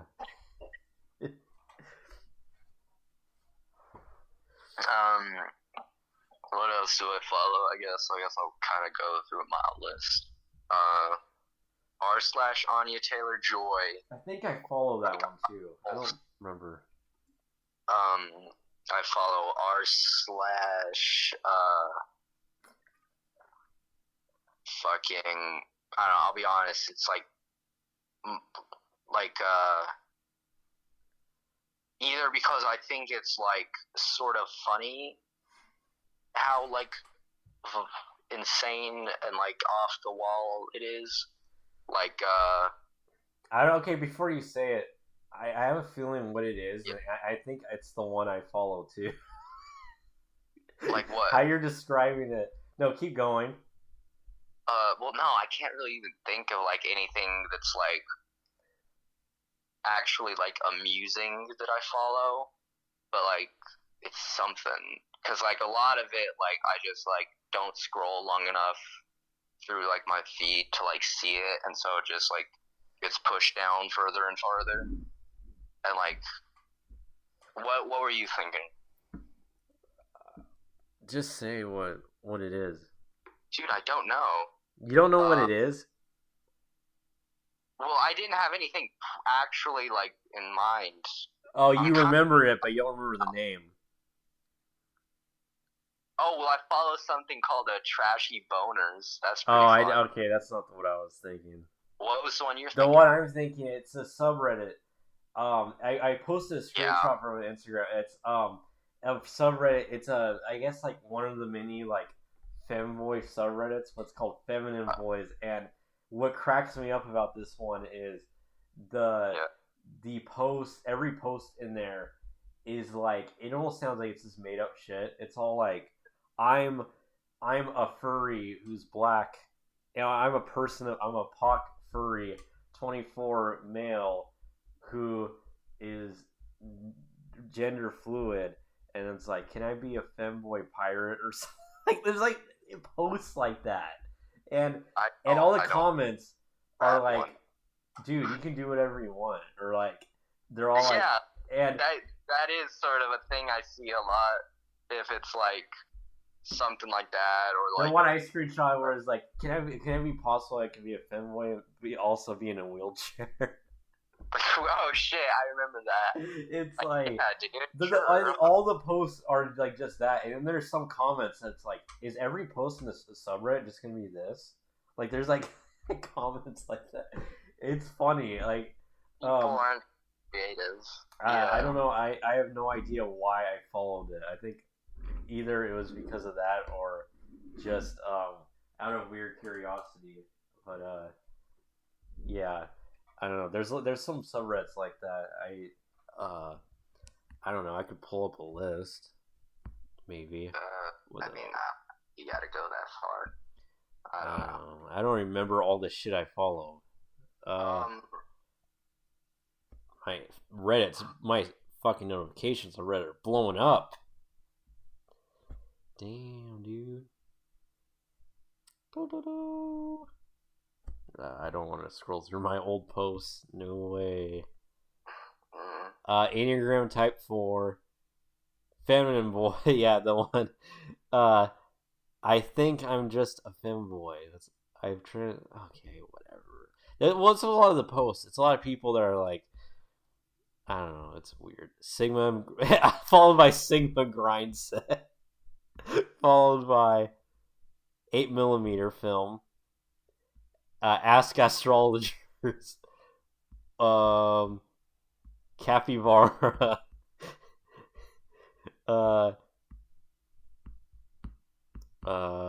Kate Bush. Architecture Porn. Sopranos. ROMs. Red Scare. Red Letter Media. David Lynch. Okay, whatever, I'm done. There's too much shit. Bjork. Phenotypes, obviously. Enneagram. Twin Peaks. Noses. Cinemaster for Truth. Okay, we're done. I also follow Feet. Fuck yeah. That's unfortunate. Shout out to Rachel Gay and her struggle with getting ran off of Reddit after developing some amount of fame because she posted covered up titty on. What the fuck? I got breaking news, dude. Oh? Go. You've been temporarily banned from participating in /R Red Scare pod. What? How? What? I might know what it is. What? It's not the Red Scare bot. It's the Reddit itself. Okay. Oh. Wait, I think I know why. funny. People are still. Did my post get removed? For 2 days, it says. I know why. You know why? It's not a Red Scare that banned me. It's Oh. Reddit. Because I posted uh the Kevin Smith's wife tweet, and I didn't like NSFW it or anything, and it's technically because it has it says like clit, it's like very sexual, and um yeah, Oh yeah. so you can actually technically get banned for like shit like that if you don't NSFW. Even if it's like there's no pictures, if there's like just text, like it's very sexual. It's very similar to like Instagram or like Facebook and shit. Like, yeah. So I'm not banned. I guess it was showing that was like the reason why I was not banned for like saying something wrong or whatever. It was just because I posted that without the NSFW, which is really stupid because it's just text. But that was the reason why. Yeah. Even though it's still up, you can see it and stuff. People are still commenting, but I can't comment or anything for 2 days, which is fine because I don't even go on there that much anyways, so it's not. But it's funny that I'm actually banned just because the Red Scare. It's funny. Jeez. Okay. Huh. Yeah. Yeah, I forgot that Reddit does do that. I've actually have been banned on Reddit before for like saying shit like faggot or whatever. The only heat I've gotten on Reddit up to this point, I guess, it was just like because I said it was early on when I got on it, and so I guess maybe I just didn't necessarily know like how to behave or something. But it was on Red Scare or whatever, and fucking it was Red r/Red Scare. Yeah, dude, I'm fucking, my brain's melting right now, man. I'm sorry. But anyways, there was something saying in a comment about Anna, and like someone said like she looked like what, like a hideous like witch, goblin, something or other, or like Anna's the ugliest cunt in the world or whatever. In relation to something like I commented, I guess. Or like comment, I don't even fucking remember, but like I remember like getting like hella downvotes for being like, nah, I mean I think she's pretty cute or like whatever the fuck I was saying, and like I don't know. You're not a. Have you been like downvoted and you're like don't even get why? Like it's just bizarre. Like some of the stuff is like you're agreeing with the OP that everybody else is agreeing with, and you just get downvoted. It's like what? No. What the fuck? Like.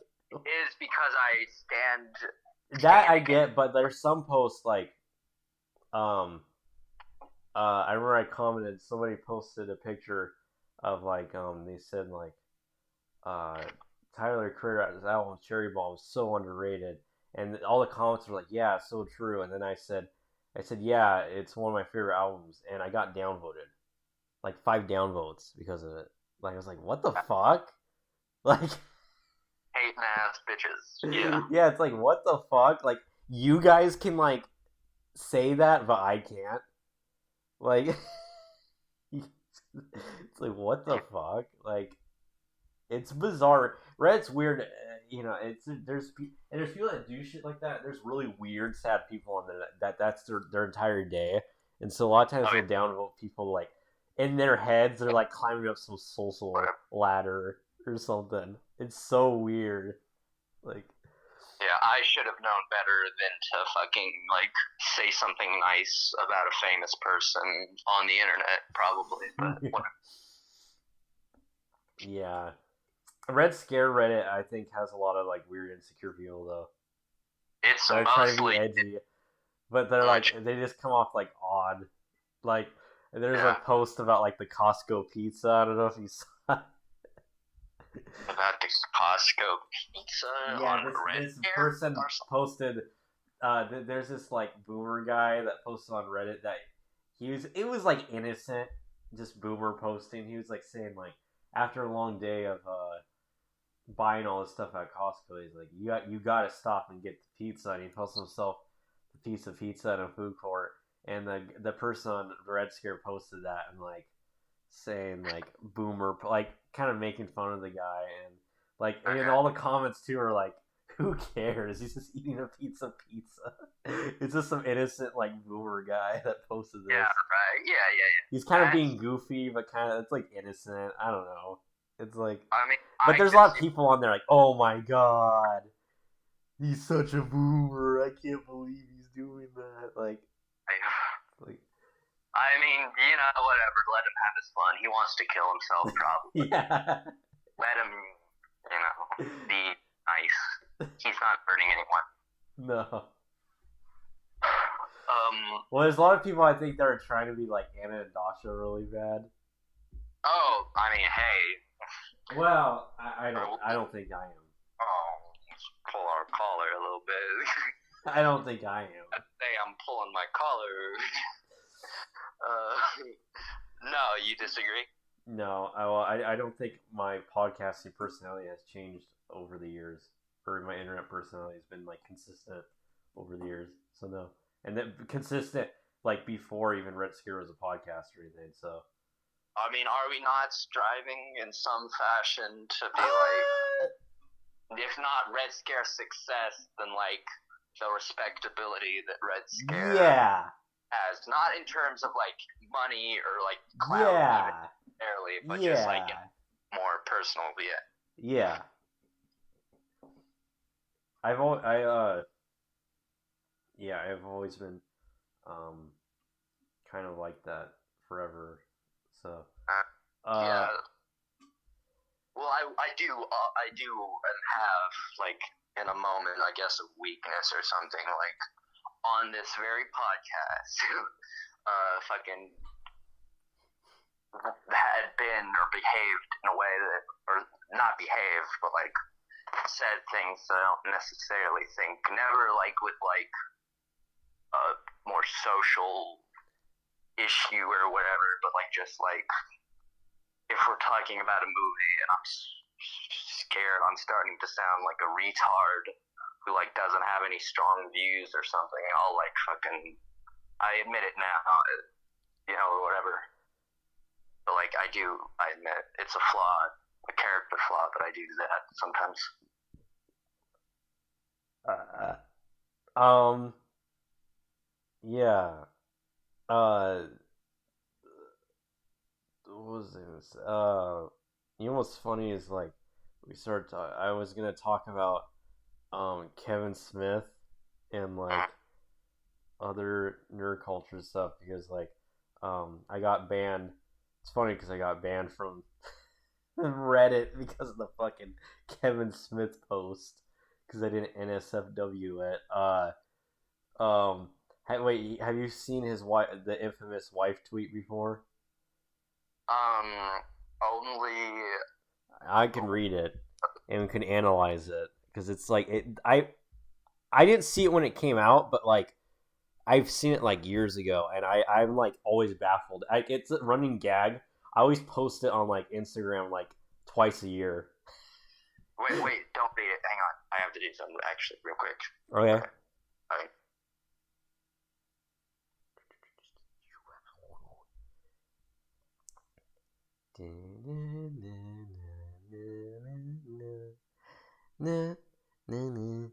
I don't remember the Jeopardy theme.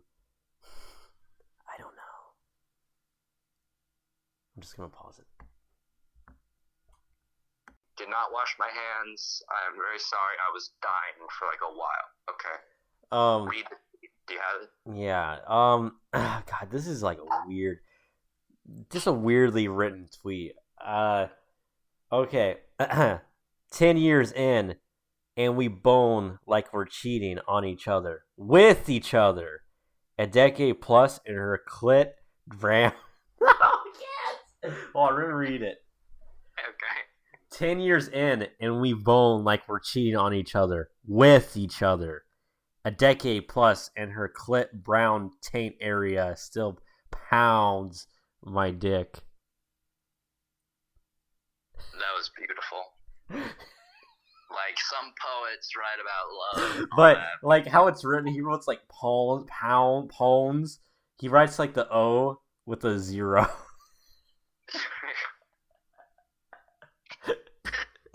Yeah. 10 years in, and we bone like we're cheating on each other with each other. Is this a Bob Dylan lyric? Like, what does that mean? Wait, so he's cheating. They fuck like they're cheating, like, but we're doing it with each other. Okay. Yeah, like an affair would be all like hot and steamy and fresh and exciting, and like it's like that, but it's with each other. You get it? Yeah, but he's like said over the years, he's like he gets like retweets and stuff, like, and he's all like embarrassed by it. And he said, "Oh yeah, it was supposed to be fun, like funny or whatever." He said, "Yeah, my wife dared me." It's like such an obvious like bullshit. Like he was always just like really horny and happy when he probably got done having sex with his wife, and he immediately wrote this tweet.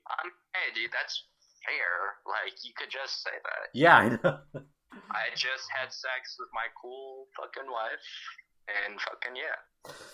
Like this tweet's from 2009. What was he doing in 2009? It was a year after. It was a year after, or the same year as Zach and Miri Make a Porno, which what I remember from that movie, I actually remember kind of liking it, surprisingly. Yeah. I haven't seen it since I was like 17. The chick was cute. I haven't seen it since I was like 17, so don't ask. But I haven't seen it in like 7 years probably. So, but yeah, I remember thinking I probably wouldn't like it at all now, but I remember thinking, oh, this is actually pretty good. Like I was surprised that it was actually good. Yeah, it was one of those. So yeah, I guess it was around that time when you made that tweet. Yeah. But what was I talking? You watched because Kevin Smith's all interconnected with this. You watched didn't you? So okay, I'll give a little backstory. For some reason, I've had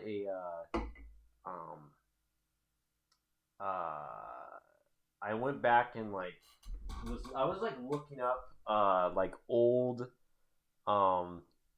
like a lot of these like old like now washed up YouTubers, but like looking up a lot of their old videos, like a lot of like the movie reviewer guys and stuff, and like your Chris Stuckman's still going strong, I guess, but like a lot of those kind of guys, and a lot of these like hacky kind of YouTube channels, and like I never was like into those, but I just remember when those were like very prominent, like 10 years ago around there, and a channel I completely forgot about that I never thought of, like that has not been in my head forever, is Screen Junkies. And the reason why I completely forgot about them too is like 5 years ago, the guy from Screen Junkies, like the main dude that ran the channel, got Me Too'd, and I completely forgot about it. But I was listening to it was a Sardonicast video. Your Movie Sucks brought up that he was on a Screen Junkies video, old, which I do not remember, and I was like, holy shit! Like I completely forgot about that channel. Like that was like I don't know. It's a channel I've never thought of in a long time, and they were very popular around like early 2010s, mid 2010s ish, and he was describing the video, and it like he was talking about his experience and how it was like really awkward and it was actually kind of a funny story. And I looked up the video he was in, and it was a movie fights video, which were videos I never watched, but I started watching it. And at first, I was like, this is actually like a good format or whatever, like a show format. Like it's kind of an interesting idea, but the problem with it was like the people on there, like the issue with the movie fights thing is like everybody's answer is like the most like film bro answers ever, and like there's a lot of weird fake like LA type people on all of those, and the movie sucks one was very like uncomfortable to watch. Like he was like struggling, like there was the guy he was going against the guy because they were saying they're the best movie in 1985, and YMS said Brazil, and the one guy said Pee Wee's Big Adventure, and the guy that had Pee Wee's Big Adventure beat him because the only reason why he won is because Pee Wee's Big Adventures is more popular. That's literally why he won. And there's a lot of these, like, I started watching these. I almost got, like, addicted. I was like, I have to watch more of these. And they're all, like, uh, everybody wins. You win by saying, like, well, this movie's a bit more popular. It's more well known. And, like, you'll win. And it's just, like, really funny to me. Like there's these people that are giving all these, like, oh, yeah, the cinematography, the act, like, his so-and-so's performance in this movie. But a guy will beat them if they just say, well, this movie made this amount of money, and then they'll win. And I don't know, it just made me laugh, like, that, I don't know, there's, like, a weird, like, film bro, definitely a big, like, Marvel bias, because they kind of, they're part of that, like, Comic-Con, like, culture and stuff, and it made me laugh. And, like, all the movie fights videos, it's all, like, so there's always like celebrity guests, but it's always like the go-to, like Kevin Smith and like remember Max Landis? No. Okay, good. Yeah. Good. No, I don't. Max Landis, and then there's like Elijah Wood was on a few. It's like all the people that are always like part of that like convention culture and stuff. And I actually do like Elijah Wood, but like the most, oh my god, the worst one was he actually one of his answers, he brought up the movie Begotten, Elijah Wood, and for like scariest movie scene. And first, he definitely won like that round. Like you cannot beat him because if you've seen Begotten or whatever, like yeah, he wins. And their answer, he lost, and all the people in the panel, Kevin Smith was there, and they're all just like, oh, it didn't win because it's just like weird. Or like, I don't know what it is, and that's why it lost, even though they showed a clip from the movie. And I was like, what? That's gay. Yeah. Yeah, and like I felt bad for Elijah Wood. Like that's a good one. Like they're all because all the other guys is picking these film bro answers, and he's just like, nah, he pulled the Begotten as you know. Pulled the Begotten card. Yeah. That table. Because Elijah Wood, he actually like knows his shit and stuff, and it's just funny. Fuck, he hung up. No, he hung up.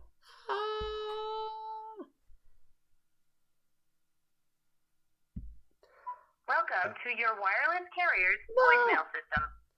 But anyways, yeah, he brought up Begotten, you know, because Elijah Wood knows his shit.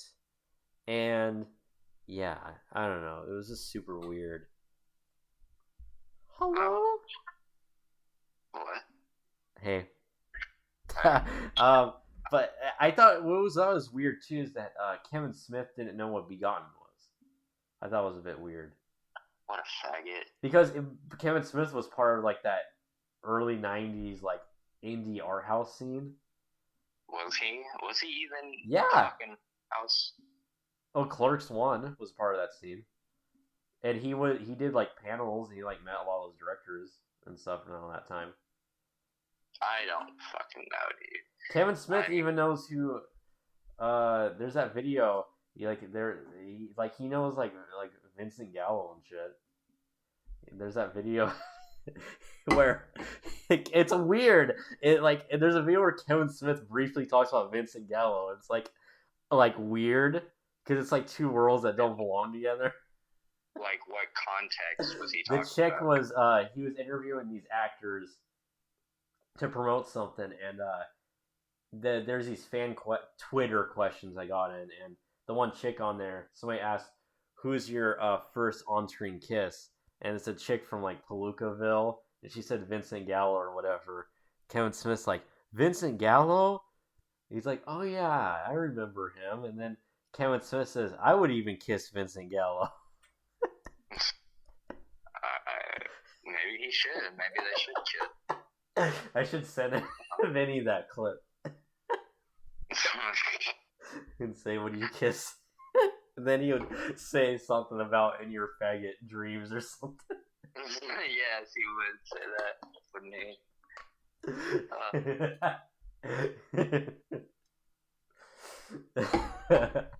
But yeah, like I don't know, but the videos were really bad, but for some reason I kept clicking on the over because I was like curious. I don't know. There's like the ones with like Doug Walker nostalgia rig on them. So I don't know. It's they're really bad, but it's like yeah, I got kind of nostalgia because I completely forgot. I was never really into that channel or anything, but I don't know. I completely forgot about a lot of those like YouTube channels and stuff. Those hacky like nerd bro channels and shit. Like I completely forgot. But yeah, the anyways, but what cracked me up, there's the funniest answer somebody gave. They asked which superhero movie will be remembered in 50 years, and the one dude literally straight up fucking says Wonder Woman.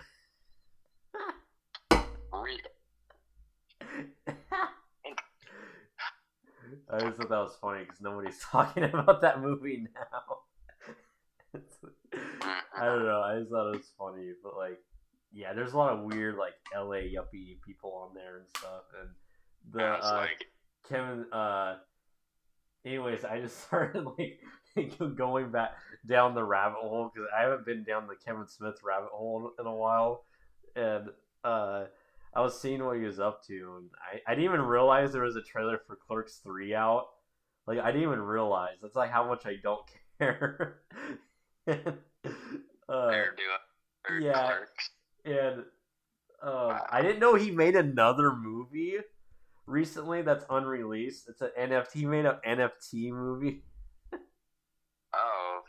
That is a trailer out, and it looks like very like it looks like a straight to DVD like 2006 horror movie. That's what it looks like. Yeah. It's called Kilroy Was Here, like the first meme. Kilroy Was Here, ancient 1940s meme. And and Kevin, yeah, he's selling it as an NFT or something, and yeah, but there's something. Title, I'll probably Google that later, but it looks really bad though. Yeah, I'm sure. But Kevin, there's something interesting about him. I was reading somewhere, somebody was saying something. And it's totally true. It's kind of interesting. Like he had his like heart attack, and yeah. He did obviously something like that happens. You do like changes a person and stuff, but like the dude's gotten like progressively like cringier ever since he's had a heart attack or done more embarrassing shit like the He-Man fiasco that happened last year or whatever, where he did that like 3-hour video live streaming with that guy where they're like talking shit about the internet trolls or something, and it was like troll man. Yeah, and it was the most embarrassing. I saw that like live. I watched it live, like the whole thing live. and it was like I don't know, it was funny, but yeah, he's been doing more like crying videos. Like Has he now? I sent you some of them. It shows like The Mandalorian and like That's right. Flash TV show. Oh, boy. He cried about The Mandalorian because CGI Luke Skywalker showed up.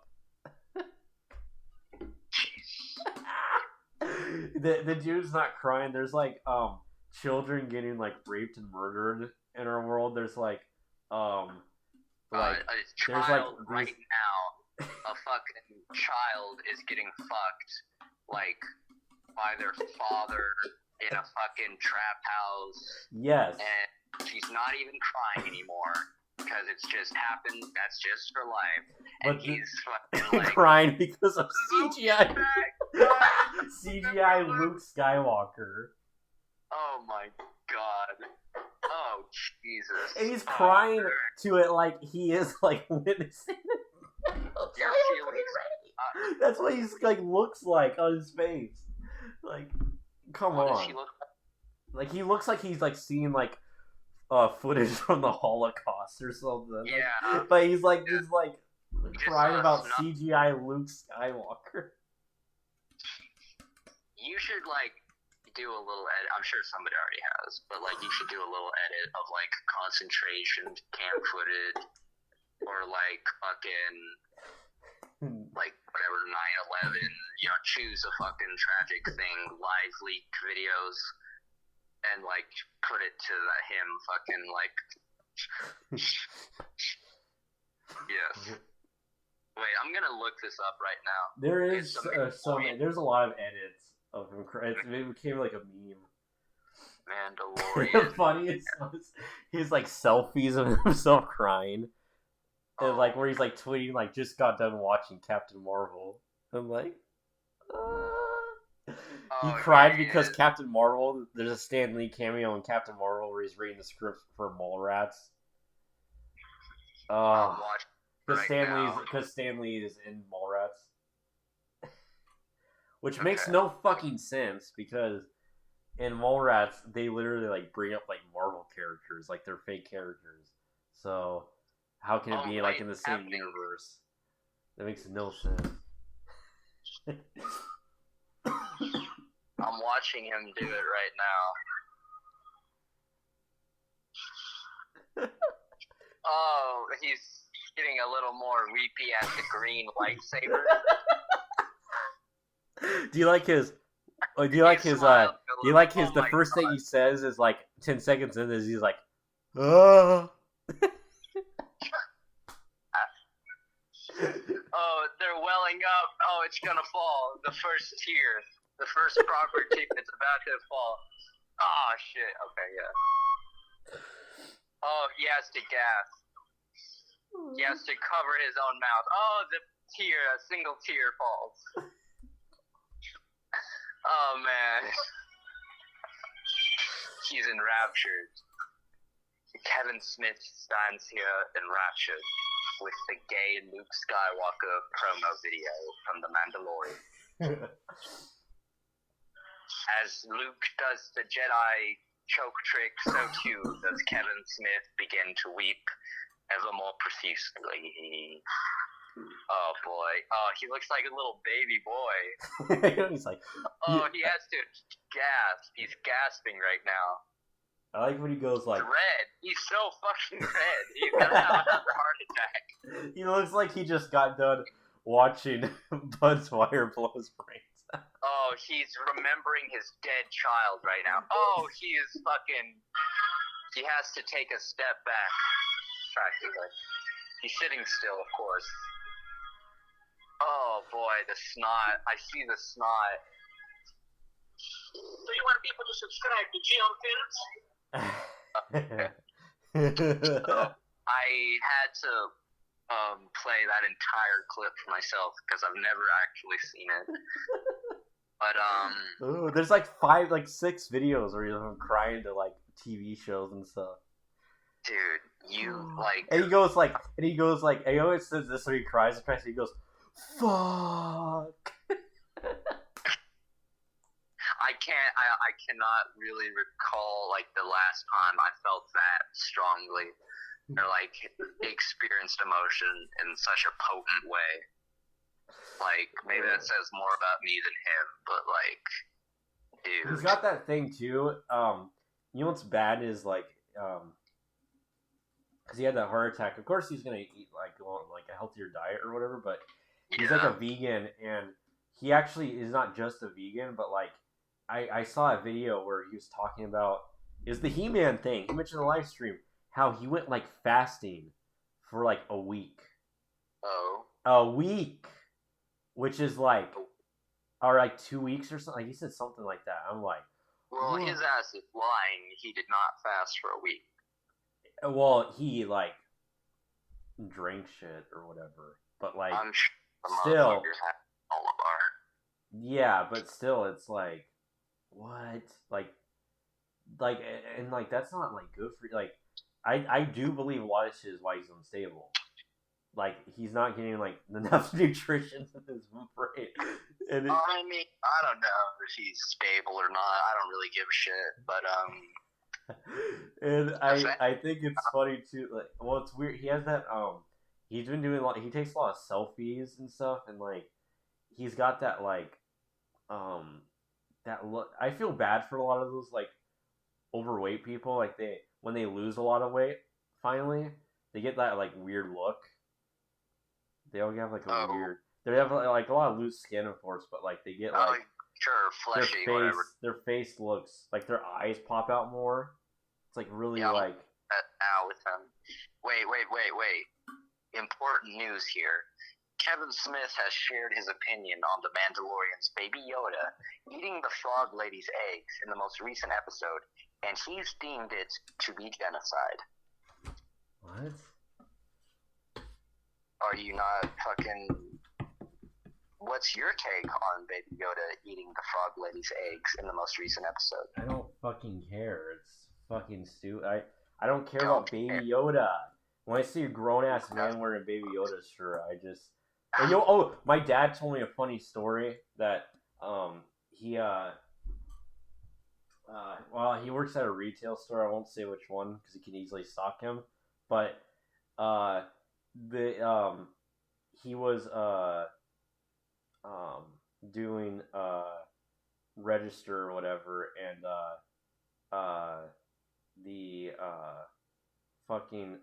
this dude came in with his mom, and he was wearing this guy was like 35, and he was wearing a Baby Yoda shirt.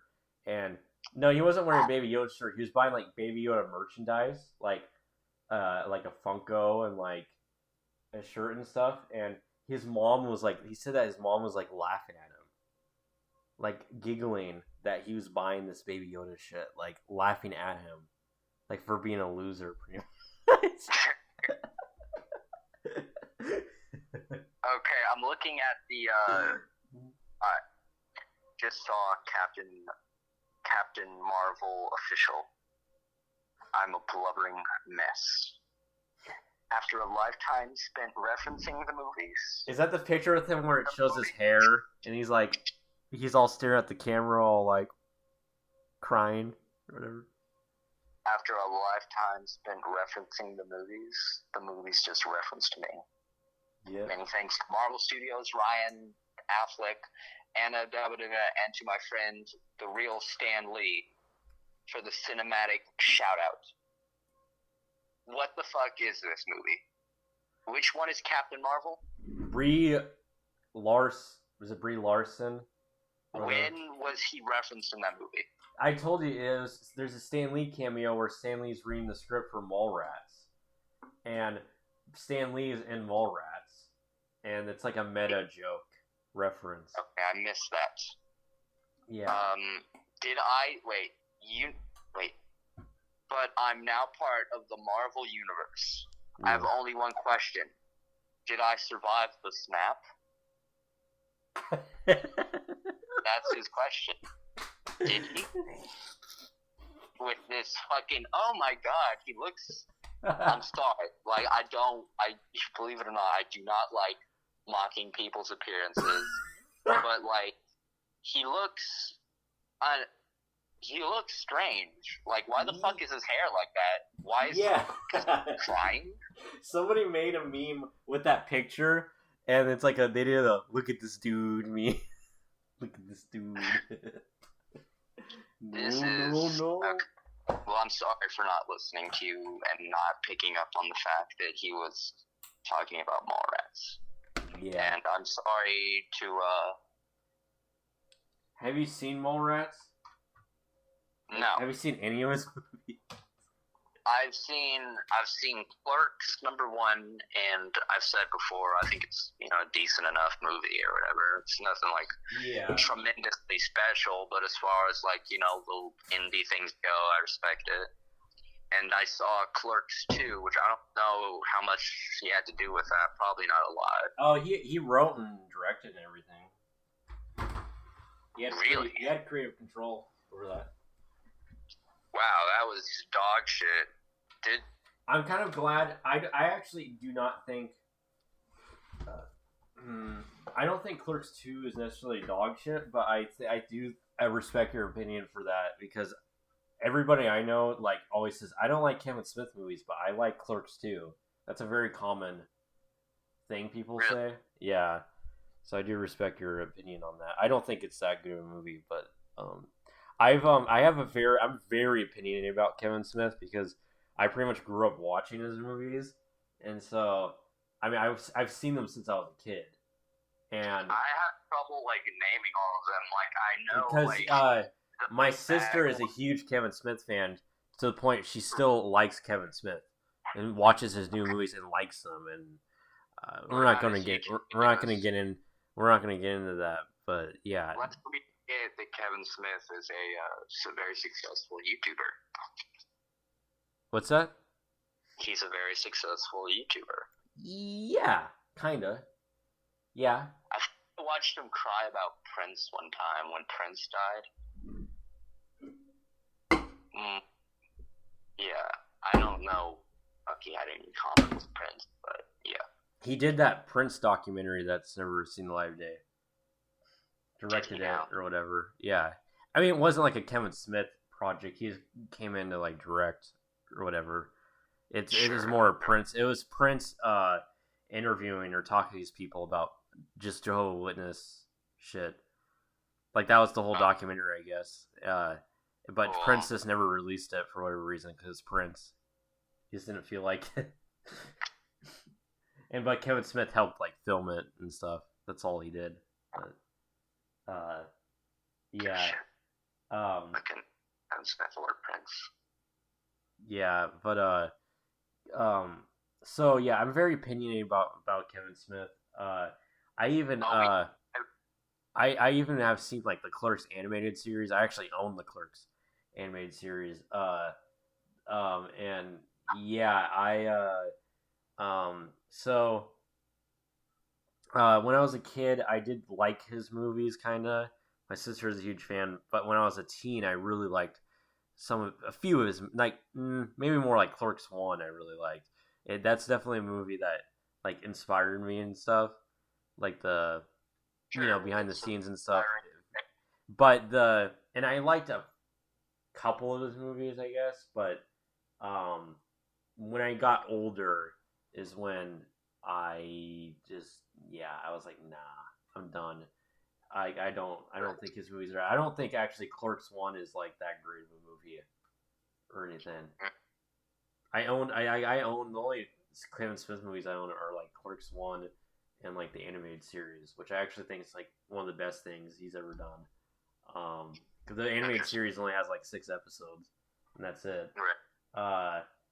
But yeah, and even the animated series, he didn't really have a lot of it was a lot of writers and different things, other people wrote it, but yeah, but what was I gonna say? Yeah, so I'm very opinionated. I've seen all of his movies, even the really bad, even ones I knew were gonna be bad that came out. I even watched just because I have this weird thing now. Now that I've seen all of his movies, I have to watch all of his movies, even if they're bad. But it's a morbid curiosity at the same time. That Jay and Silent Bob movie that came out a couple years ago. I knew it was gonna be dog shit, but I watched it anyways because it's just a weird morbid. I have a very morbid curiosity with Kevin Smith. It's I think it's he's fascinating. even those dog shit movies are like fascinating in a weird way. Like it's kind of like the same thing about like it's like the same like same fascination I have with like the angry video game nerd movie or something. It's very similar to that. And his movies are very similar to the angry video game nerd movie. But yeah, I mean, he's like what?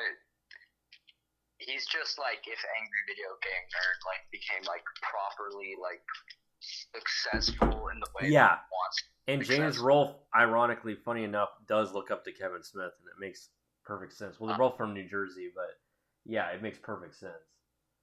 And yeah, it's the same humor. I don't know. He's whatever. Yeah. As far as like, heroes go, you can probably do worse than Kevin Smith, I guess. Yeah. Like, yeah. It's just that Kevin Smith, his movies are, well, they're very samey, which is not really an issue, but they're just not that funny. And they're like, I think the number one thing that makes his movies bad, I think it's like the dialogue and stuff. I think it's his dog shit. Like, I think his movies try really hard, I think, to be like cool and edgy, and like we're referencing superhero stuff or like movies, but it just comes off like not that cool. Just remember that scene in Clerks where like which Star Wars is better, Empire or Return? And then the other guy goes, Empire, obviously. And then like I think the other in reply goes like, nah, I kind of like Return. Yeah, that was the only bit of like nerd culture I remember from that movie. Otherwise, the first Clerks doesn't have that much, but the other movies, especially Mallrats, has a lot of that shit. Yeah, in Jane and Silent Bob movies, the ones where like the main characters are really bad, like those movies are like full on like meta movies, and like it's constantly referencing. Meta movies, like as they exist today, are like never good. If Yeah. they ever in any way were. Like unless I guess like whatever Kave does his thing and like technically does like meta movies. What is interesting about Kevin Smith's movies though is they don't have, Kevin Smith has like no sense of like aesthetics or anything, but more or less they all are different. They all are like completely different tones and stuff. Like they're all like very like different from each other in a weird way. Like the Clerks movies are like, they're a trilogy technically, but all three of them are like, I mean, I saw the trailer for the newest one, and it doesn't resemble anything like the first two, and it is kind of interesting. Like his movies, he has like no sense of style or like aesthetics or anything, but at the same time, all of his movies are shot differently. They're all like, they all look different, and they all have a different tone to them. I mean, they're all like story-wise like the same. It's like the same comedy, but they're all like, and they're all different budgets. The budgets of all of them are like completely drastic. Like Clerks is very low budget, Mallrats is big budget, Chasing Amy is very low budget, and then Dogma is big budget, and then Jane and Silent Bob was like bigger budget almost, and had more like celebrity stars. And then after that, he kind of went back to like a little more low key. So yeah, his filmography is sort of interesting because it's kind of, they are all, that's why like they're all technically connected, but at the same time like they almost feel like they're standalone movies in a way. That's why a lot of his movies don't have like sequel titles or anything, even though they technically are, because they do feel completely different from each other. And I don't think Dogma is like, a lot of people say it's his best movie. I don't think it's that smart of a movie or anything. I don't remember a lot. I just remember the George Carlin shit or whatever. Yeah. And it was like at an atheistic point of view. Which is funny because Kevin Smith is actually Catholic, and he actually goes to church like regularly and shit. Shit. Like when did this happen? Like post Kevin Smith's been a Catholic his whole life pretty much.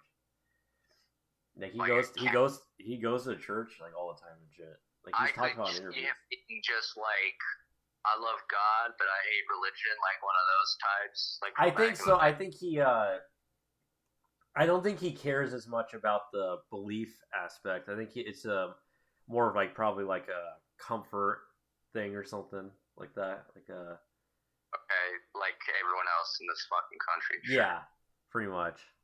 Like it's a whatever. routine. It's like a comfort routine thing. I don't know. Right. A lot of people. Just like That's like yeah. I do feel like that's most people in this country and stuff. that's Kevin Smith's issue. He just wants fucking comfort all the time. He's a big soft baby man. A man And baby. He is a man baby, and his wife pretty much like does everything. He said that. Oh, I bet. I fucking bet. Is he a feminist? I bet he's Yeah. a fucking feminist. I knew it. Yep. I fucking knew it. They even did a fucking Joe Biden, the presidency, last election. He did a fucking video on his YouTube channel where it's Jay and Silent Bob telling them people to vote, which is funny. That's what's funny too. Like this is the guy that made these like politically incorrect movies, and like he's doing all this shit now.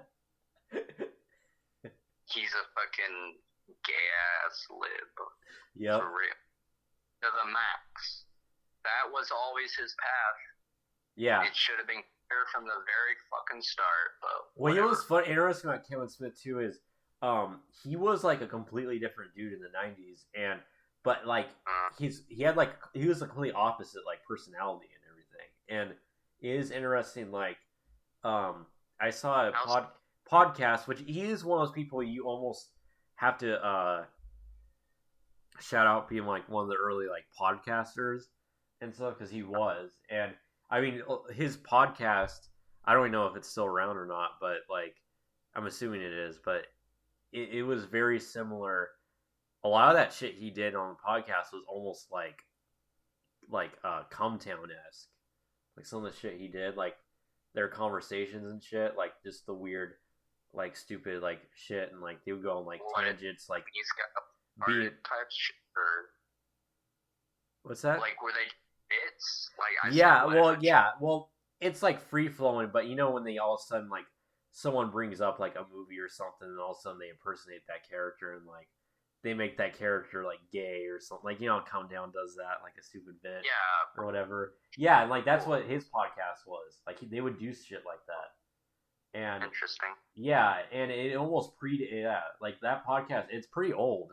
Like it's probably like 15 years old or something. Like it. Yeah, it predates a lot of like that kind of format, and he is one of the earlier like podcasters. But is this what you were talking about when you said he had like a personality switch from the '90s to the fucking today? yeah. But anyways, what I was bringing up is there was a podcast I remember where he was talking, playing an audio clip because it was some like home video. He used to film home videos of himself, like little like daily diary things, and where he talked to the camera, and he was a fucking like emo, like gothic kind of guy. Like he was like very like soft spoken, very monotonous, talk like this, and like he was like very like emo and like dark, very melancholic kind of person, and it is interesting, like, and you see that in like a lot of the old '90s interviews with him. That's who he is, and it's interesting how he completely like flipped to this very outgoing, like, yeah, like, Any number of guy. things. And like, what was the timestamp roughly on these emo videos? We're talking like early '90s, like. Okay, yeah. So he kind of stopped being that by even like his first Q&A video, which I actually think that's honestly because the Q&A video series or whatever. I think his first Q&A series is actually like the best Kevin Smith work ever. I do think that's like funny and stuff, like the stories he tells on that one, like the Prince story. I think is really funny and stuff, but. That first one, if you watch that, you can see that old personality in him. He's a little more subdued and stuff, but by like Clerks 2 is when he had the personality flip. I've noticed. That's when he flipped, kind of like the mid 2000s is when he flipped to the one we know, the Kevin Smith we know now. Yeah. Interesting. I remember watching this is like the only time since I was like a wee young lad, watching like a Kevin Smith thing and being like, oh, there's a human being here who's like not just a fucking child, you know? Yeah. And it was his talking about Harvey Weinstein and shit. Because like didn't like Miramax pick up Clerks for distribution? Yeah, Harvey Weinstein helped Kevin Smith out. Yeah. Yeah.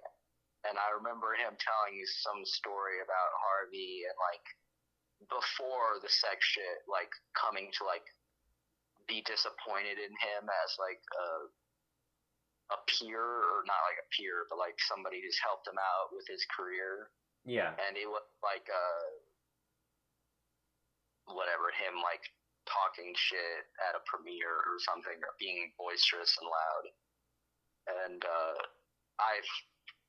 Kevin Smith, I'm talking about, came off as a sensitive and intelligent fellow. Yeah. Respectable. So maybe when he stops like fucking being like Luke Skywalker. Well, you know why he's doing that too? Because he wants to direct like a Star Wars movie and shit. Oh yeah. That's his dream, and he could possibly do it. And so that's why he's like simping for Disney so much. Even on the movie fights, the screen junkie movie fights, the question was, who's the greatest living filmmaker? And he fucking said Kevin Feige of Marvel. Kevin Feige, the guy that he directed all like the Avengers movies and stuff.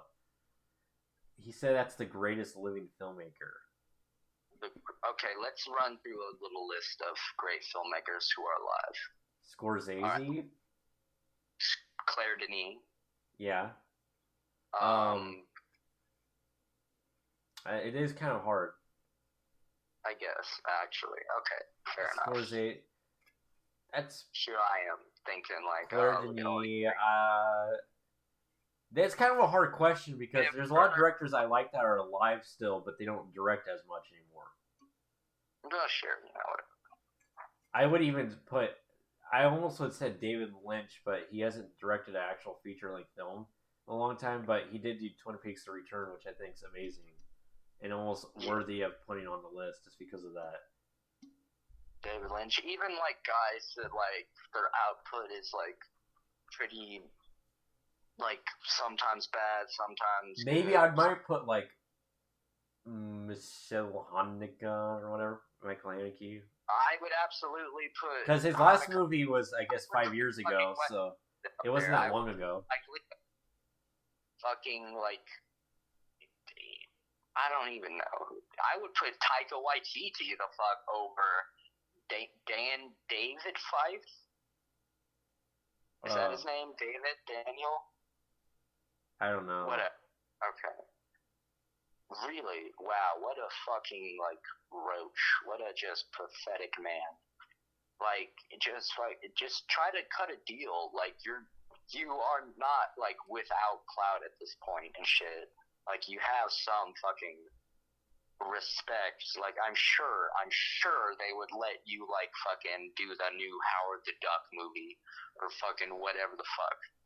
They toss a bone in your direction. Mm-hmm. Like, has he not fucking just gone to the fucking studio heads or whatever? Well, he's almost directed a bunch of comic book movies over the years. Like, well, his most famous example is he almost made that Nick Cage Superman movie in the 90s, where they actually came to him.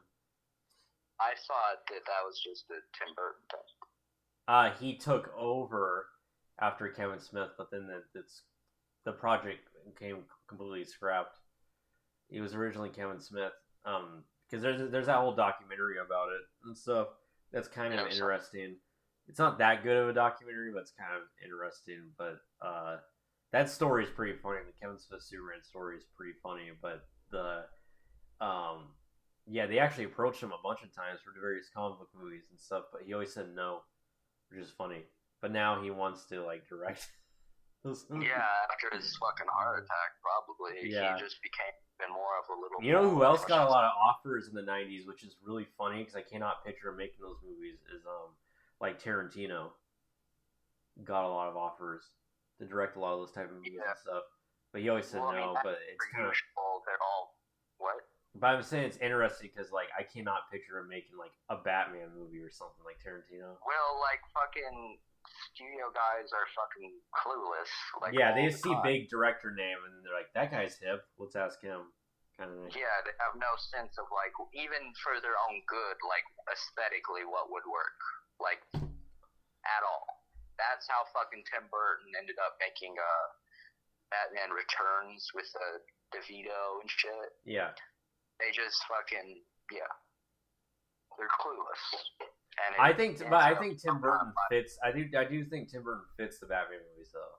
No, he does, but like not what they wanted Batman to be. Yeah. Like they were too fucking dumb to like see that Tim Burton was fucking doing whatever. Like it worked, I guess, the first time. Whatever. Yeah.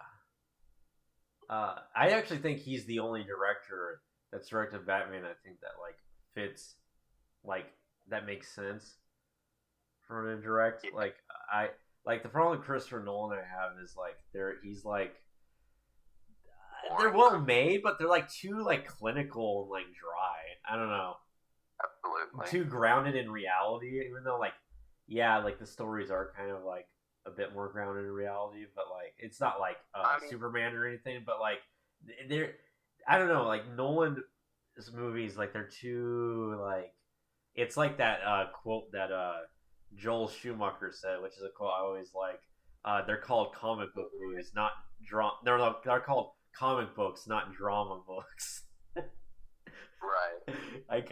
A lot of people make fun of that. Like film bros will like rip on that quote, but I actually, because I think that might have been. I think they actually there was an old interview where they asked him about the Nolan Batman movies. That's what he said, I think. But I actually kind of agree. I do agree with him what he's saying. And Joel Schumacher's Batman movies are like not good, but I think that he kind of knew like these are not like.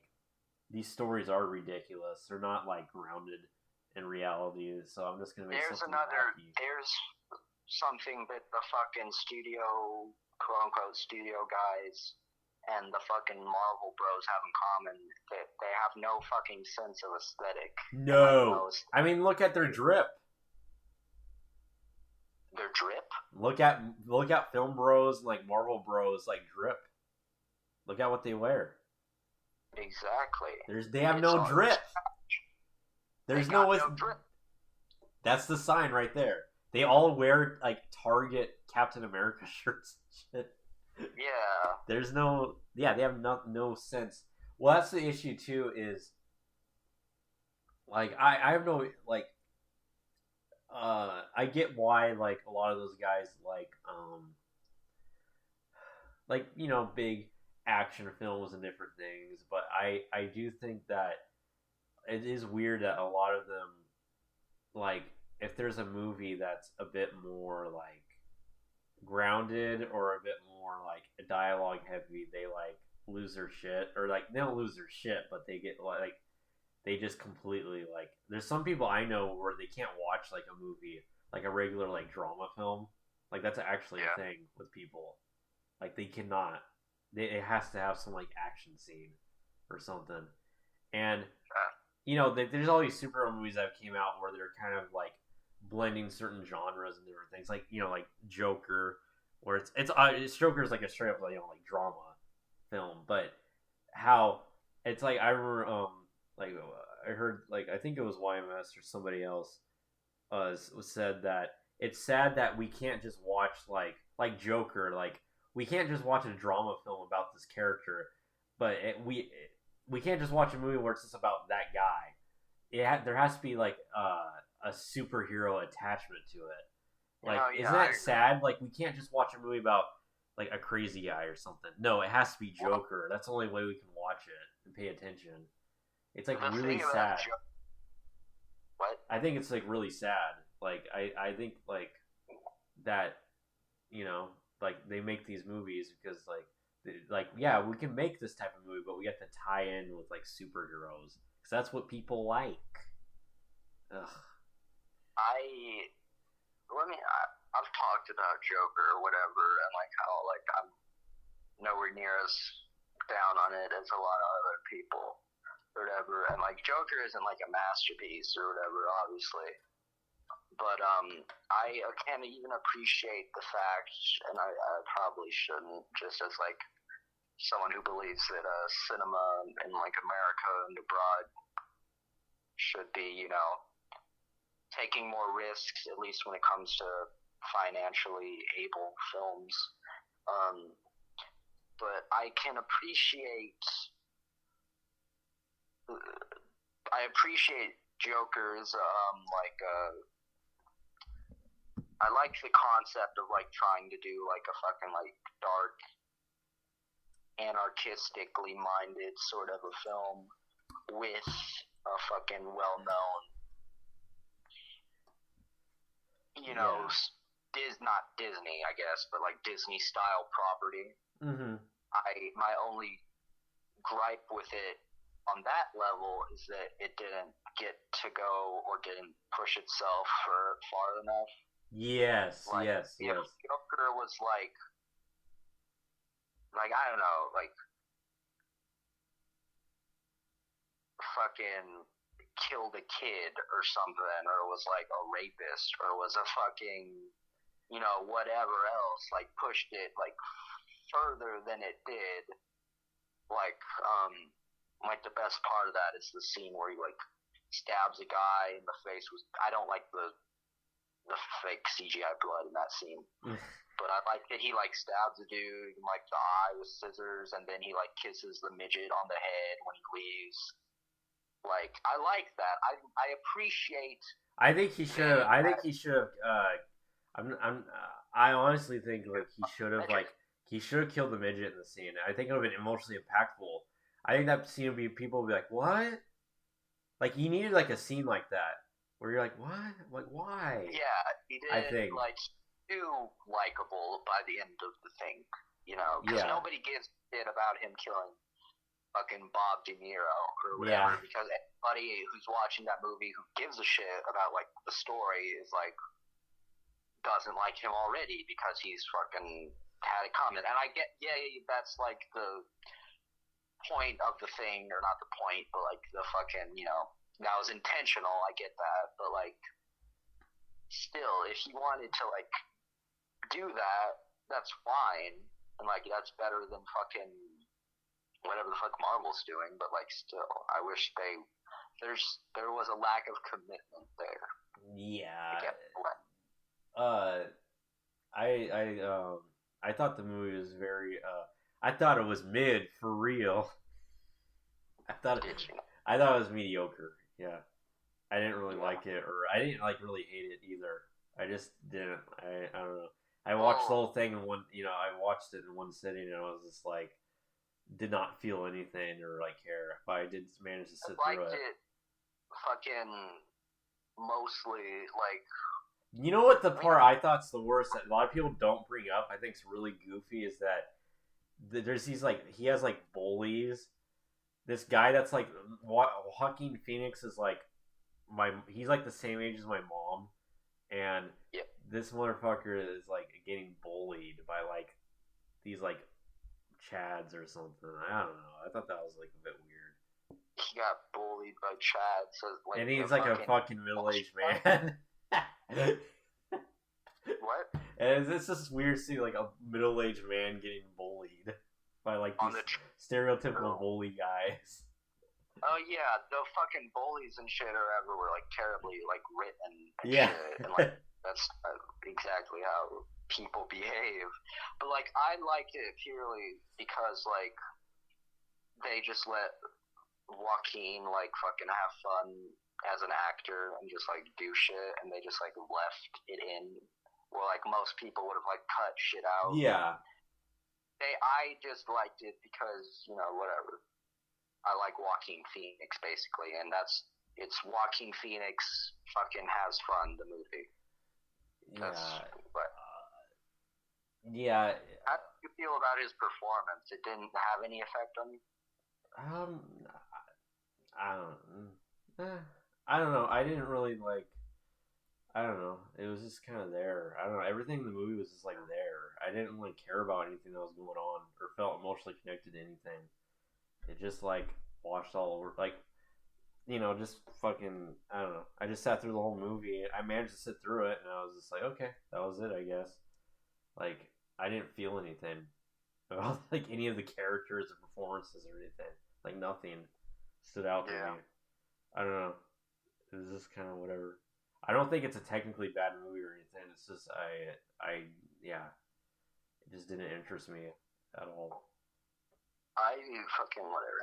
I like Todd Phillips because I like anybody that has a certain amount of range. First movie is the G.G. Allen documentary. That's right. Yeah. He should have just like made like a G.G. Allen like movie, but like made it like an NC-17 G.G. Allen movie, like actually about fucking who would you pick to play G.G. Allen in like a movie? Other than myself, I would say Joaquin Phoenix. No. Fuck, I don't know. I definitely do think I wouldn't pick him, but I definitely do think he could like pull it off for sure. Joaquin? Yeah. Well, I mean, I think Joaquin can fucking do whatever he sets his mind to. I'm a big Joaquin supporter, which isn't an unpopular opinion, but yeah. Who would I pick? I don't know. Nobody looks that much like G.G. Allen because like G.G. Allen just looks like a fucking turd with a fucking, and like they don't let people like that like be in movies.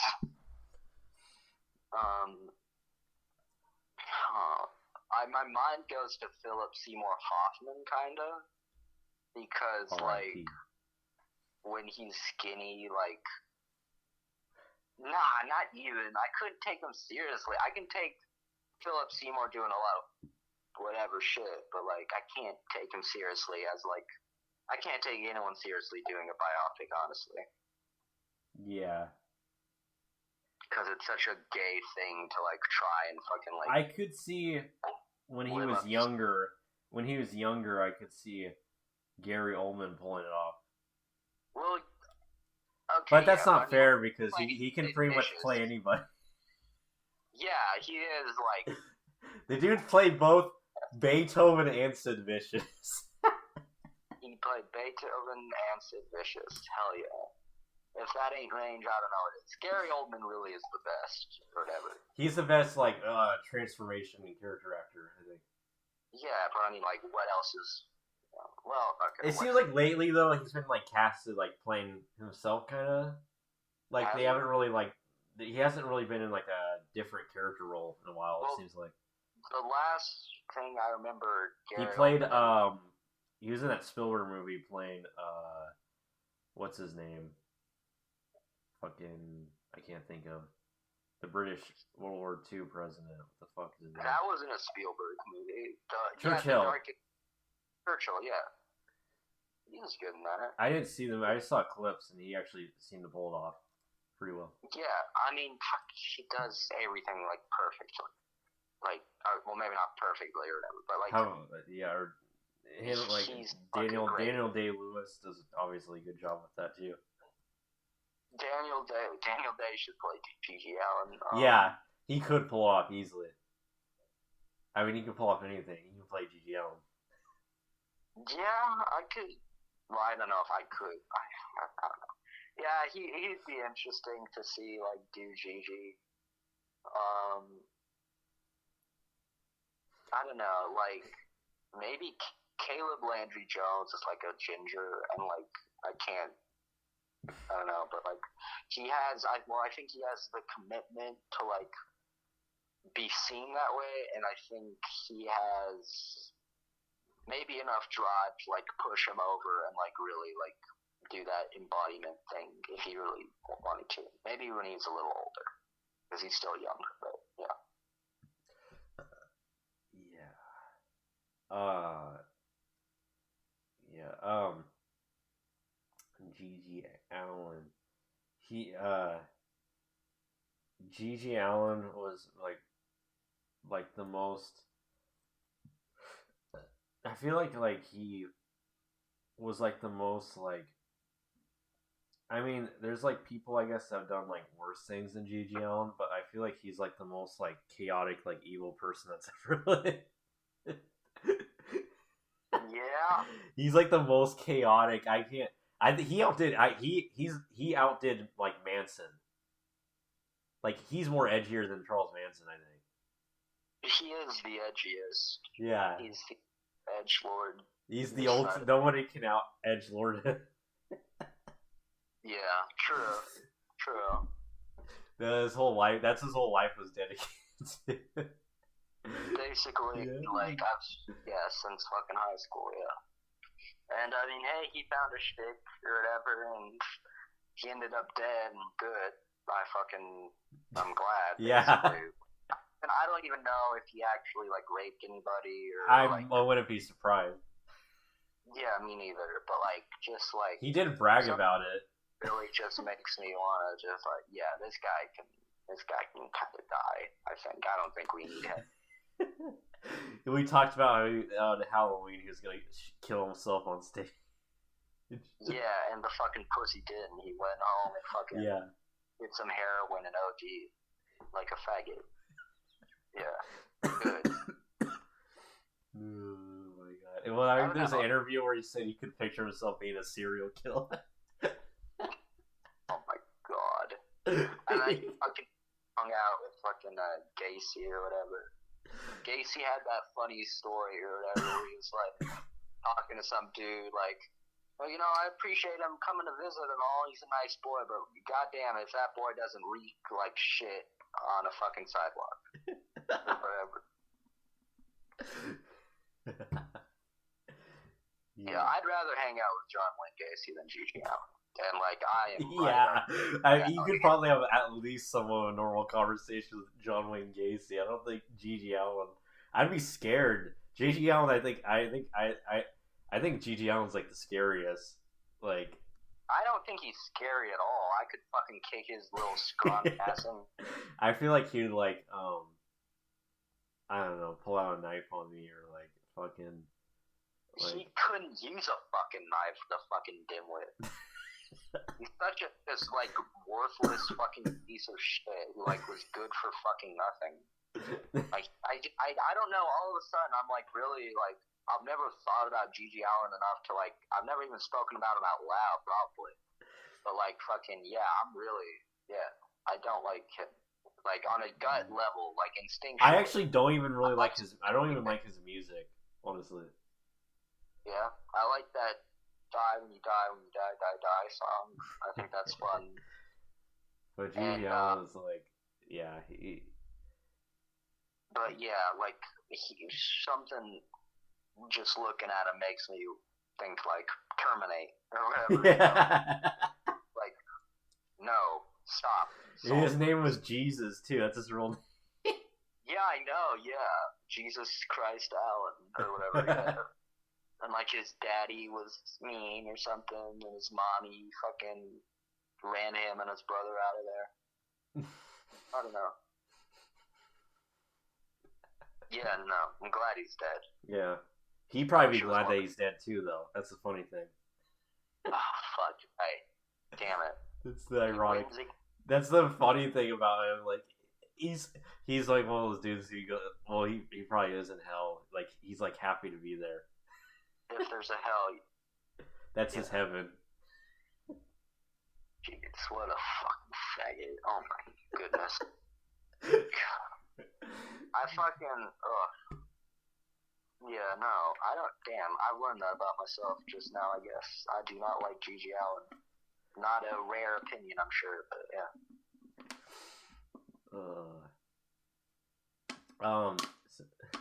Speaking of speaking of faggots who are dead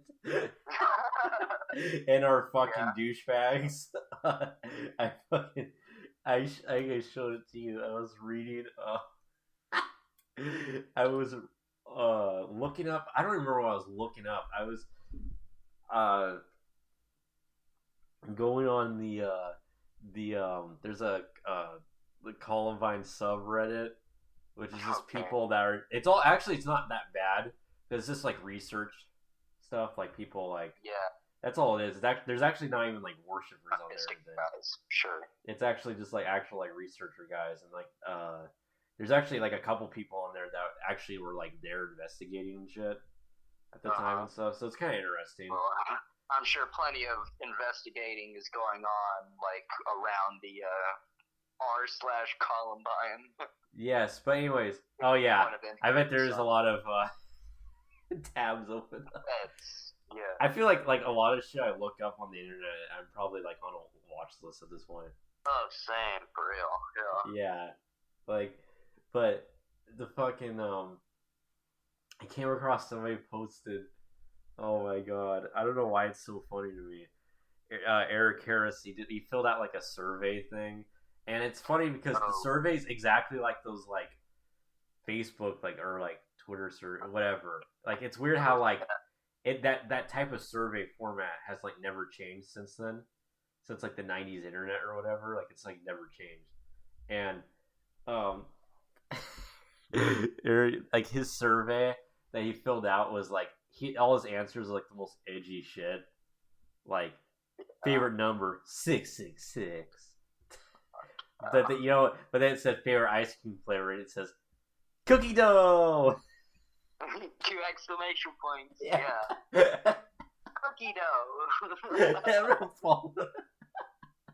It was like, what? It just made me laugh so hard. Like his whole survey is like, so he's like the most edgy guy, and then he just gets you cookie dough.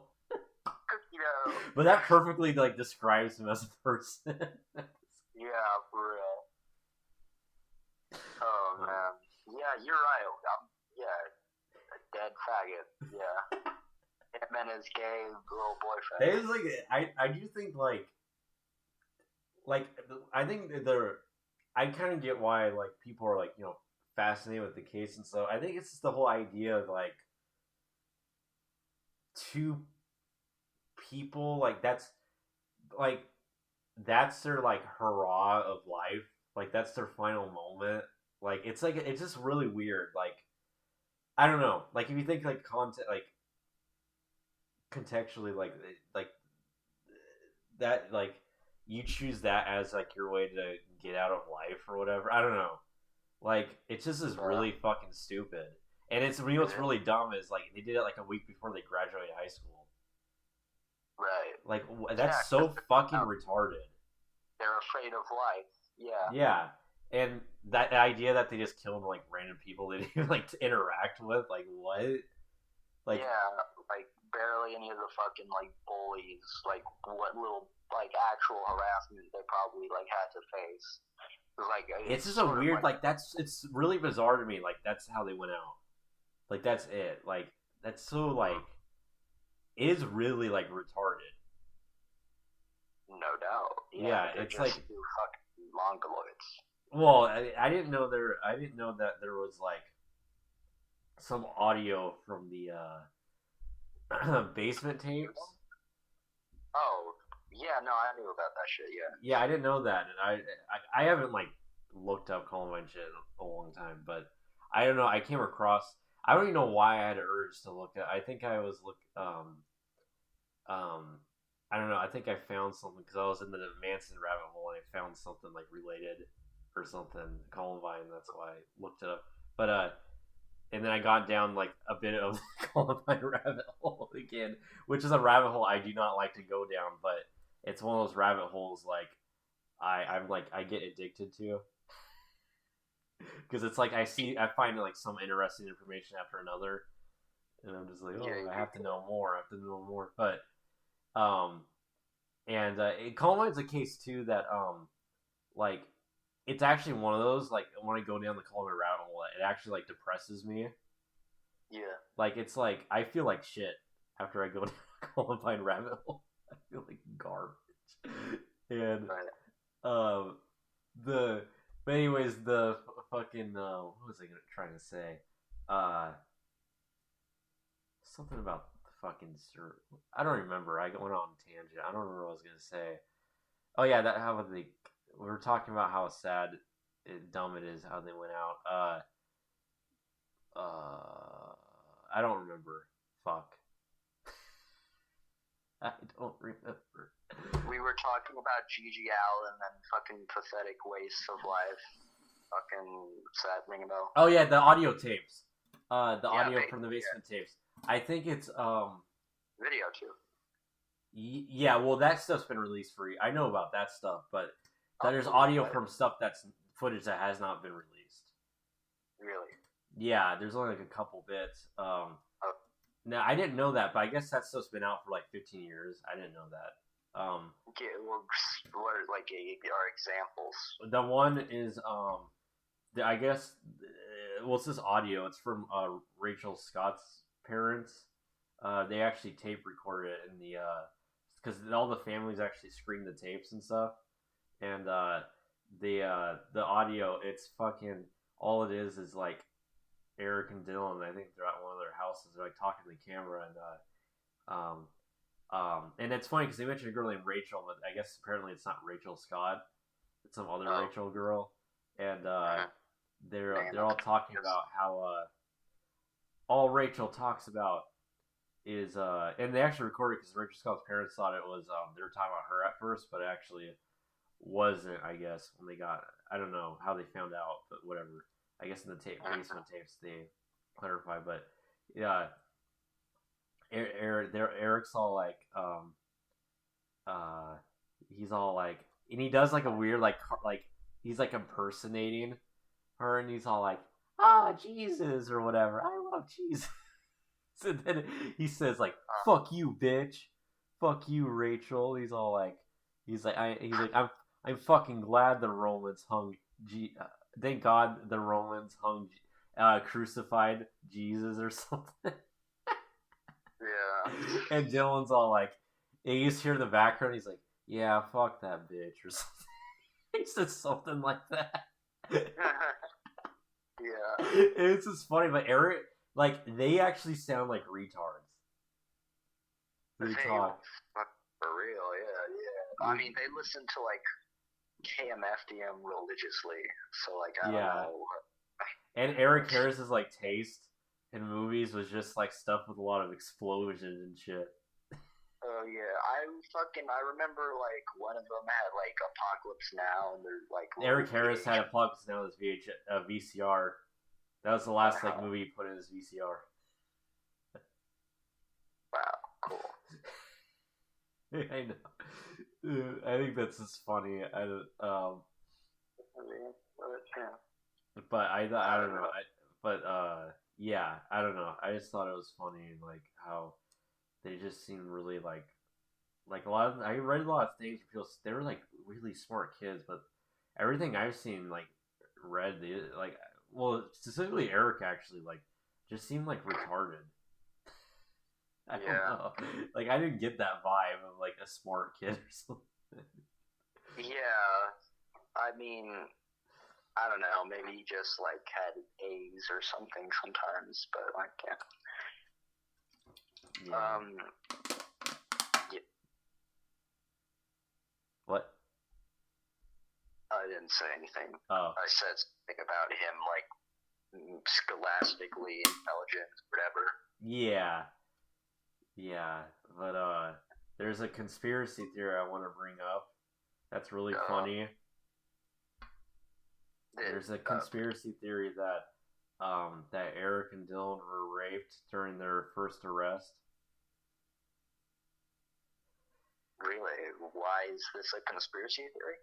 Because the supposed evidence is that there's a picture that Eric drew in his journals of like he like talked about the arrest and he like drew a little picture. And it was like a stick figures or something, and it showed him on like the ground, like like in handcuffs or something. But the picture looked like he was like bending over for the cop, and somebody said too, it's very possible because where they got arrested, the location they put went up like Google Maps. They said that there's this like little like bushy area that the cop could have easily, and that was where Eric was like standing or whatever. And they said, yeah, that's where the cop raped in the bushy area. Not just like bend over on a cop car or something like they're. He was on like I think on the ground, like on his knees, like on the handcuffs or something. And but they said no because the way he drew it made it look like he was like he's bent over. No, it was just a shitty drawing of him. Yeah, that's the conspiracy theory, and they say that that's what they think fueled the shooting, the resentment over that incident. Even though they never mentioned it. And there's another part where in one of the basement, one of the tapes, it's when they're like in the high school, like the cafeteria or something, like talking or whatever. One of their friends makes like a rape joke to Eric, and he like kind of like says something back, like it's just like busting balls or something, and then they say, "See, that's the evidence. Their friend knows it too. See." And like, okay, so this fucking like shithead, like macho kid, like gets raped, or like at least his friend gets raped, and like he's just cool with joking about it. Yeah, like, he never mentions it once in the journal, even though the dude's mentioned like everything in his journal, but he doesn't mention probably the most traumatic event in his life. Yeah, it makes no sense. That's an actual conspiracy theory people believe. Why do you care? Like, well, I mean, I guess like whatever motive, blah blah blah. But like, I don't know. I saw there's a YouTube video where the guy was talking about it, but I saw it pop up. But that was funny. But like, was this like? Why? Okay, so are people bringing it up to like as rape awareness or something? Like, no, it's just I think it's like a Reddit thing, and there's a guy that made a video about it, kind of laughing about it, and yeah, I never heard that before, but I guess it's like a recent theory or something. I have not either. It's just reaching. It's people because there's not much else to the case or anything, well, so people have to like reach and start making up shit out of boredom. Nah. It was Marilyn Manson, and it was the video game Doom. Those are the real culprits. And Dylan Klebold destroyed his hard drive, and everybody thinks that he had gay porn on his hard drive, and that's why he destroyed it. Yeah, he did. And it was Marilyn Manson, Doom, and gay porn. You know what, Dylan Klebold, the most unsettling thing is Dylan Klebold had a foot fetish. It was in the BDSM. It was Marilyn Manson, Doom, and gay foot porn that fueled the Columbine shooting. Yep. That's what it did it, folks. Yeah. That's what did it. Yep. Do you think there was gay porn on the hard drive and that's why he destroyed it? Or deleted everything? Maybe just fucking... Maybe just straight up porn, like regular porn, but he was somehow embarrassed. Could have been that. It could have been something fucking, I don't know, intimate, like talking to somebody else, and like maybe he didn't want to be a rat or something, and like expose somebody else's bullshit. Or yeah, like, because I don't know. Somebody did sell them illegal firearms, I do believe. Yeah, could have been that. Yeah. Wait, how did that's how they got their guns? I believe so. I think the guy that sold them to got arrested a long time ago, though. I forgot. I saw like a video of the guy. I think there is a guy. That's the one. All I know is that there was some friend of theirs or whatever, or like casual, no, like not like a friend, and like he was fucking told, like, even though he was like expelled or suspended at the time, to like don't go to school day or whatever, like that classic sort of thing, and like fucking he didn't, like, I think just because like he wasn't supposed to anyways, but like he got in some like heat for it or whatever, and like some people would like call his house and shit, like, you fucking knew or whatever, you know. Oh, that's all I remember, watching some clip of that guy talk. Yeah, he seemed pretty chill, I guess. I don't know. Yeah, there's people that like creepily like take pictures and stuff of like the houses they lived in. this day. Uh, And actually, I believe that Eric.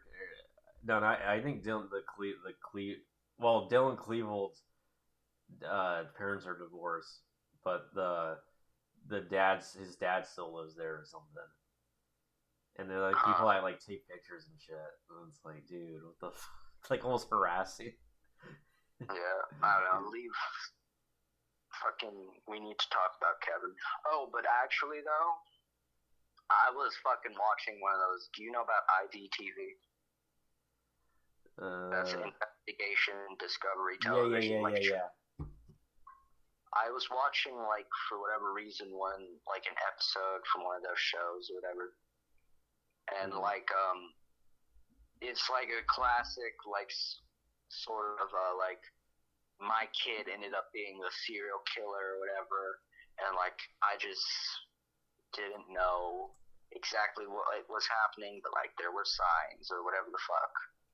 And, anyways, it's this kid and, like, his older sister gets shot by her boyfriend, and like fucking from there on he just like started to turn or whatever.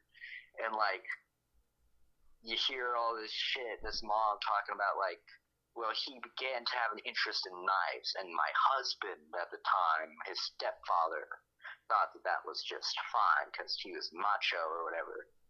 But like, then it's just like, the kid's got like this like sort of not even like a Bowie knife, but like, some big blade that he likes to sharpen and shit, and like jokes about stabbing her or something sometimes. But then like the next scene, it was like once I was sitting on the couch, and the next thing I know, he brings out his katana and like you gave the kid a fucking katana? Like, what do you mean? That's like a fucking what? Does that not blow your mind at all? Like, yeah. I mean, I don't think like whatever, like the Columbine parents, I'm sure they were just like regular parents. They like, I don't think it's like all their fault or whatever. I just don't think it really is. But like, if you're buying your kid a fucking like katana, it's a little bit your fault in the end. Like, I feel like that's it. I don't know. Her whole deal was like, I just, it's not my fault. The kid was just like, just ended up bad after a while or something. But whatever. Yeah. Fucking. Yeah, I try like avoiding. I do get sucked into it because it's interesting, but I usually try avoiding true crime shit because it just like if I get too deep into it, it like depresses me after. Not even necessarily depresses me, but like it drains me in a weird way. Like yeah, like I don't know. Like I think that's why like all the people like a lot of very miserable people I know that are very neurotic about like everything are always like really into true crime. And I think it has to do with the fact that they watch too much of that shit. Now their brains like fucking like. It could be that fear of life or whatever that we were talking about and shit that the Columbine guys seem to have or whatever. And, whatever. I don't like want to do my fake psychoanalysis or whatever, but yeah. Yeah.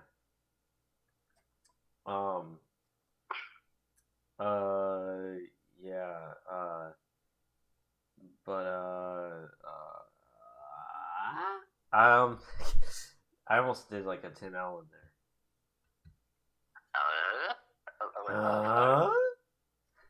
My voice was gonna crack if I went all the way with it. I think I want to stop recording. Alright, I'm slowing down. I ran out of energy. Talked about comic book movies, Kevin Smith, and murder or losers and shit. Yeah, I don't. You can fucking remember what else. Oh, and also dating advice. Oh yeah. Yep. Yeah, we should rip off Red Scare, even though you say we don't. You don't, I do. We should rip off Red Scare and do a Love Line style episode. Yes. Yeah. Well, we need more listeners. We have to wait a while. We can't just do it. That's presumptuous. But yeah. Just our like head friends, like give like the worst advice. Yeah. Yeah. And all that matters is if they're a 1 on the binary scale or not. Yeah. Guys, looks are everything when it comes to women. Yep. Alright. I'm going to stop this. Good night. Good night.